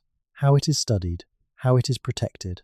How the knowledge it contains is preserved and shared and integrated into our understanding of the Canadian past? These are questions whose answers will reflect not just what we know about the deep past, but what we are willing to become as a society in our relationship to that past and to the peoples who carry its most direct living memory. The nights in the Quebec Highlands are extraordinary in a way that cities make it easy to forget that nights can be. Without the ambient light that blurs and softens the sky over any inhabited area, the stars come out in their full complexity. The Milky Way, a thick band of unresolved starlight stretching from horizon to horizon, the planets moving visibly against the fixed stars over the course of a night if you watch long enough. The moon, when it rises, bright enough to cast shadows across the granite of the ridge. The standing stones cast those shadows too, their outlines sharp in the lunar light, their shapes standing against the star-strewn darkness in a way that it is not difficult to imagine must have been deeply significant to any people who spent their lives under this sky. That significance was not accidental. The people who placed the stones on this ridge knew what the sky looked like from this vantage point. They had watched it, carefully and over long periods of time, well before they began to build. The choice of the site, the orientation of the ridge on which they built, the specific heights and positions of the individual stones within the complex, all of these reflect a prior and extensive knowledge of how the sky moves over this particular piece of the Earth's surface. The site was not chosen and then studied. It was studied first and then chosen because it offered exactly the combination of landscape features and astronomical viewing conditions that the builders required for the construction they were planning. This is one of the details that archaeoastronomers who have studied the site find most telling. The ridge runs in an orientation that is not simply east-west. It runs along a specific compass bearing that aligns the main axis of the ridge with the solstice-sunrise azimuth at the latitude of the site. This alignment would have placed the summer solstice sunrise precisely at the end of the ridge. For an observer standing at the center of the stone complex, the point where the tunnels below converge on the central chamber and the largest standing stone rises above. That observer, watching the sunrise on the longest day of the year, would have seen the sun emerge from exactly the position on the horizon that the alignment of the ridge indicated. Not approximately, not roughly, exactly. Achieving that alignment required either extraordinary luck in the choice of a pre-existing ridge, or deliberate selection from among multiple candidate ridges to find the one that offered the right orientation. Given everything else we know about how the builders approached this site, the deliberate selection seems far more likely. They were not building where building was easiest. They were building where the sky required them to build, on the one ridge in this part of the landscape that offered the specific astronomical alignment they needed. The search for that ridge, the survey of the landscape that would have preceded the construction decision, is itself a remarkable undertaking. To identify a ridge with the correct orientation, in a landscape of complex topography where dozens of ridges run in various directions across the terrain, requires the ability to measure the azimuth of a ridge accurately, to compare it with the solstice sunrise azimuth for the latitude, and to carry that comparison in memory across the time it takes to survey the relevant terrain.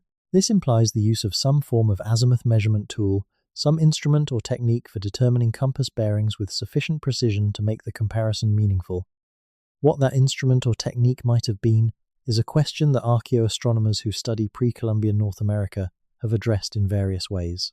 The shadow casting of a vertical stick, the gnomon, is one of the oldest and most universal methods for measuring solar azimuths, requiring no materials beyond a straight stick and a smooth horizontal surface. The use of alignments between two fixed points to define a specific azimuth, the way that the passage graves of Ireland use the axis of the chamber to define the solstice sunrise direction, is another method that requires no technology beyond the ability to observe and the ability to create straight lines. Both methods are available to any careful observer with sufficient motivation and time. The motivation is what we have been circling around throughout this entire discussion. Why did the builders care enough about solstice alignments and lunar standstills and the specific acoustic properties of underground chambers to invest the extraordinary effort that the Quebec Highland complex represents? What drove them to spend what must have been years of collective labour building something whose primary purpose was not to shelter them or to feed them or to protect them from the physical dangers of their environment, but to organise their relationship to the cosmos and to the forces they believed resided within it? The answer, if it can be recovered at all, must come from the intersection of the physical evidence, the oral traditions, and the broader comparative context of what we know about why other cultures in other times and places made similar investments in ceremonial architecture. And that intersection points, consistently, toward a common human need that transcends culture and period, the need for a framework within which the facts of existence, birth and death, and the seasons and the movements of the sky, and the terrifying unpredictability of the natural world can be organized into a pattern that is comprehensible and that gives human life a place within the larger structure of things. The tunnel complex was, in this sense, a cosmological instrument. It organized the relationship between the human community and the cosmos in a physical form that could be returned to again and again, that provided a reliable and repeatable way of making contact with the forces that governed life, and that embedded the community's understanding of its place in the universe in a durable structure that could outlast any individual life or generation. The standing stones above marked the connection to the sky. The tunnels below marked the connection to the earth. The ceremonies conducted at the point where the sky connection and the earth connection met, in the underground chambers directly beneath the surface monument, were the rituals through which the community maintained its relationship to both dimensions of the cosmos simultaneously. This is not a primitive or unsophisticated understanding of the world.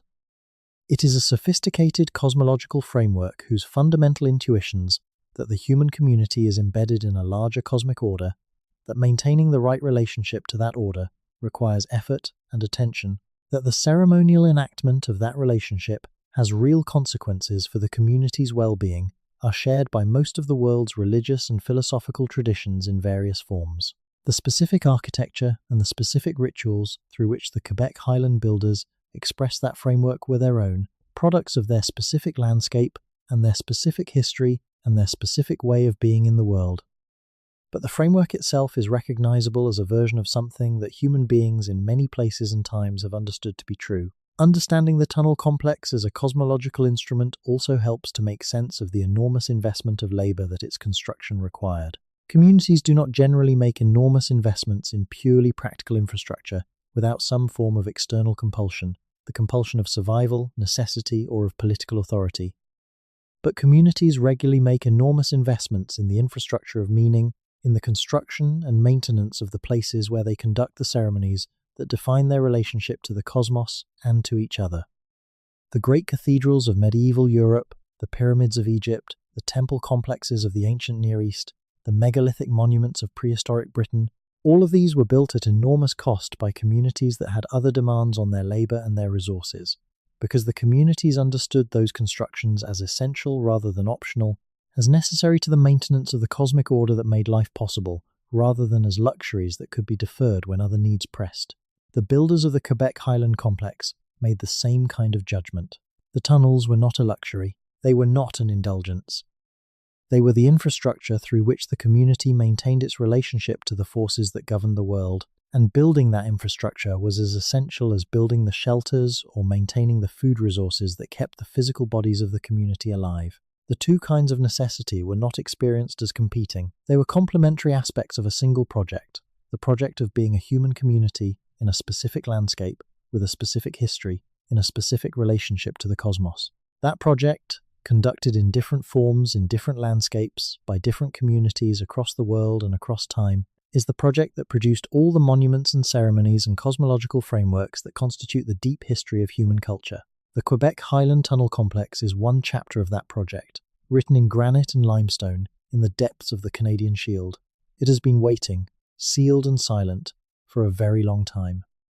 And now that it has been found, now that the radar data has confirmed what the standing stones above and the oral traditions around it have always suggested, the reading of that chapter can begin. Listen.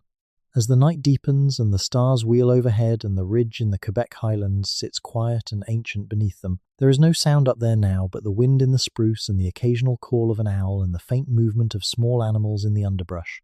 The standing stones stand where they have always stood, their granite faces turned to the cold stars of the northern sky. And beneath them, in the darkness that has held its breath for longer than any of our recorded histories reach, the tunnels wait. They have been patient.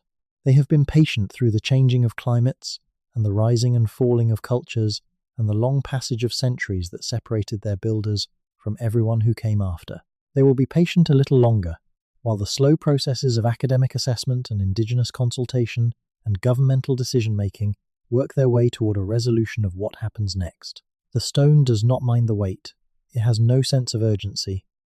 It is simply there, holding the shape of what was built within it, preserving the record of a people and a tradition and a relationship to the world that we are only now beginning to understand we had not understood at all. That is the state of things, extraordinary and incomplete, confirmed in its essential reality and uncertain in most of its particulars.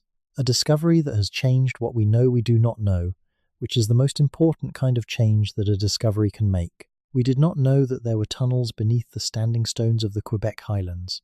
Now we know that there are. We did not know that the pre-Columbian Northeast harboured traditions of underground ceremonial construction. Now we know that it harboured at least one such tradition, and we suspect it harboured more. We did not know that the oral traditions of the First Nations communities of the Quebec interior preserved accounts of underground spaces associated with ancient stone monuments. Now we know that they do, and we understand that those accounts deserve a different kind of attention than they have historically received. The next steps, the expanded surveys and the formal archaeological assessments, and the community consultations, and the peer-reviewed publications, and the gradual revision of the academic frameworks that need revising, all of these will happen at the pace they happen. None of them will be fast. Discovery is always faster than understanding, and understanding is always faster than the revision of institutional frameworks. The tunnel will not be excavated soon. The full extent of the network will not be mapped soon. The relationship between the oral traditions and the physical evidence will not be fully articulated soon, but the discovery has been made. The question has been asked. The radar waves have gone down into the rock and come back with an answer that nobody was expecting, and that answer cannot now be unasked or unreceived.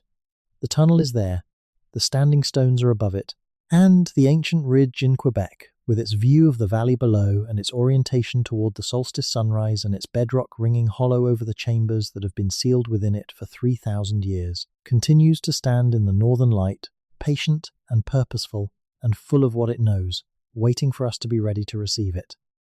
Let us return, in these final pages of this long exploration, to the experience of the site itself, to the phenomenology of being in a place that holds this kind of depth. It matters, this experiential dimension. It matters not just as a rhetorical device or as a way of making abstract historical questions feel concrete and human. It matters because the site, the Quebec Highland Complex with its standing stones and its tunnels and its astronomical alignments, was built by people for whom the experience of being in it was itself a form of knowledge. The architecture was designed to produce experiences.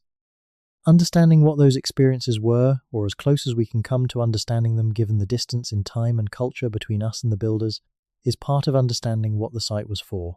The approach to the site from the valley below, if you imagine following the route that the original users of the complex might have taken, would have begun at the river. The river is the constant in this landscape, the feature that most reliably organizes movement and settlement, and any community using the ridge complex would have had their base of operations in the valley below, near the water source that guaranteed their survival.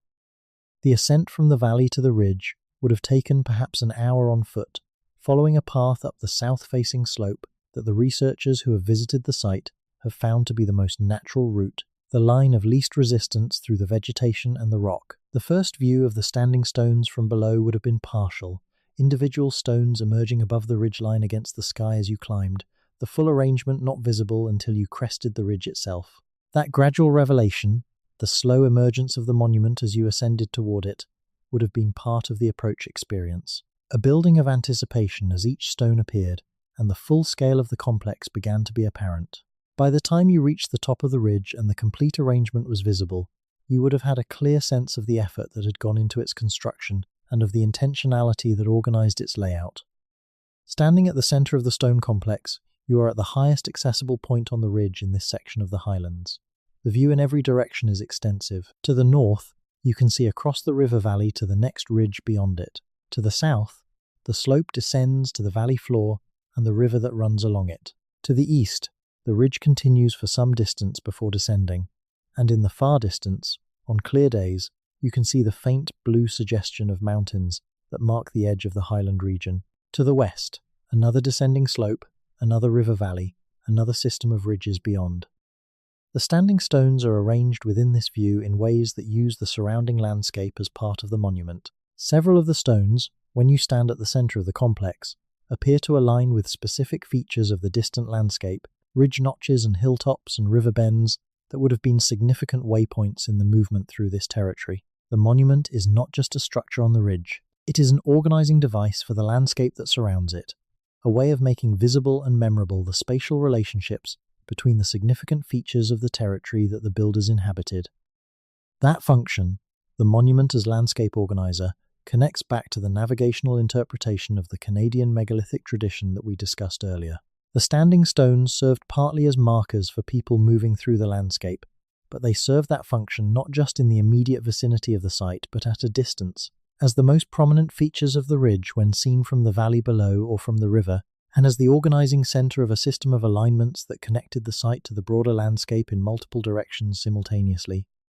The descent into the tunnel system, from this landscape organizing surface monument, would have been a transition from the extensive to the intimate, from a space that encompassed the horizon to a space that enclosed the body. That transition, physically dramatic and symbolically charged, would have marked the boundary between two modes of being and two modes of knowing. Above, on the surface, you orient yourself by the sun and the stars and the features of the visible landscape, by the spatial relationships between distant things. Below, in the tunnel, those orienting references disappear. You are left with the immediate, the stone surrounding you, the sound of your own breath and footsteps, the quality of the air, the temperature of the rock. Your awareness contracts from the landscape scale to the body scale, and in that contraction, something changes in how you experience yourself in relation to the world. The builders knew this. They designed for it. The choice to go underground, to invest the extraordinary labor required to cut passages into the bedrock, rather than constructing ceremonial spaces above the surface in a form that would have been far less demanding, was not made for practical reasons. It was made for experiential ones. The underground experience was the point. The specific quality of awareness that the underground environment produces, the contraction of spatial scale, the shift in sensory orientation, the particular acoustic properties of enclosed stone spaces, the stable temperature and the absolute darkness when the light source is removed, these were the conditions under which the ceremonies conducted in the chambers were intended to take place. Those conditions, reliably reproducible in the underground environment in ways that cannot be achieved above ground, were the ceremonial technology. The architecture did not simply host the ceremonies. The architecture was part of the ceremonies, creating the experiential context within which the intentions of the ceremony could be most effectively realized. The builders were, in this sense, engineers of experience as much as engineers of stone, designing a built environment that would reliably produce specific altered states of awareness that were understood within their cosmological framework as forms of contact with the forces that resided in the deep earth. This understanding of the ceremonial architecture of the Quebec complex as experiential engineering is not unique to this site. It is recognized, with varying degrees of explicitness, in the study of underground ceremonial spaces from many different cultures and periods. The Hypogeum of Halsaflieni in Malta, an underground temple complex dating to approximately 4000 BCE, has been shown to have acoustic properties that produce unusual resonance effects at frequencies consistent with the range of the human voice, suggesting deliberate acoustic engineering. The Long Barrows of Neolithic Britain, which are passage graves that create similar underground ceremonial spaces, have been studied for their acoustic properties with similar results. The Kiva complexes of the ancestral Pueblo people, while above ground in their later forms, preserve the spatial and experiential logic of earlier underground pit structures in ways that reflect a continuous tradition of experientially designed ceremonial space. The Quebec Tunnel Complex belongs in this global context. It is a North American example of a type of ceremonial architecture that appears across multiple continents and multiple periods, sharing enough structural and functional characteristics to suggest a common set of insights about how underground space can be used for ceremonial purposes. Insights arrived at independently by different cultures in different times, or transmitted through channels of contact and exchange that we have not yet fully mapped. Either way, the complex is not an isolated anomaly. It is a node in a global tradition of underground ceremonial construction that reaches deep into the human past and that continues, in various modern forms, to organize human experience of the sacred in relation to the earth. The tunnels endure, the stones endure. And somewhere beneath a quiet ridge in the Quebec Highlands, in the sealed and patient darkness that has held its breath for 3,000 years, the answer endures too, permanent as the bedrock around it, waiting, as it has always waited, to be found by those willing to ask the deepest questions of the oldest ground.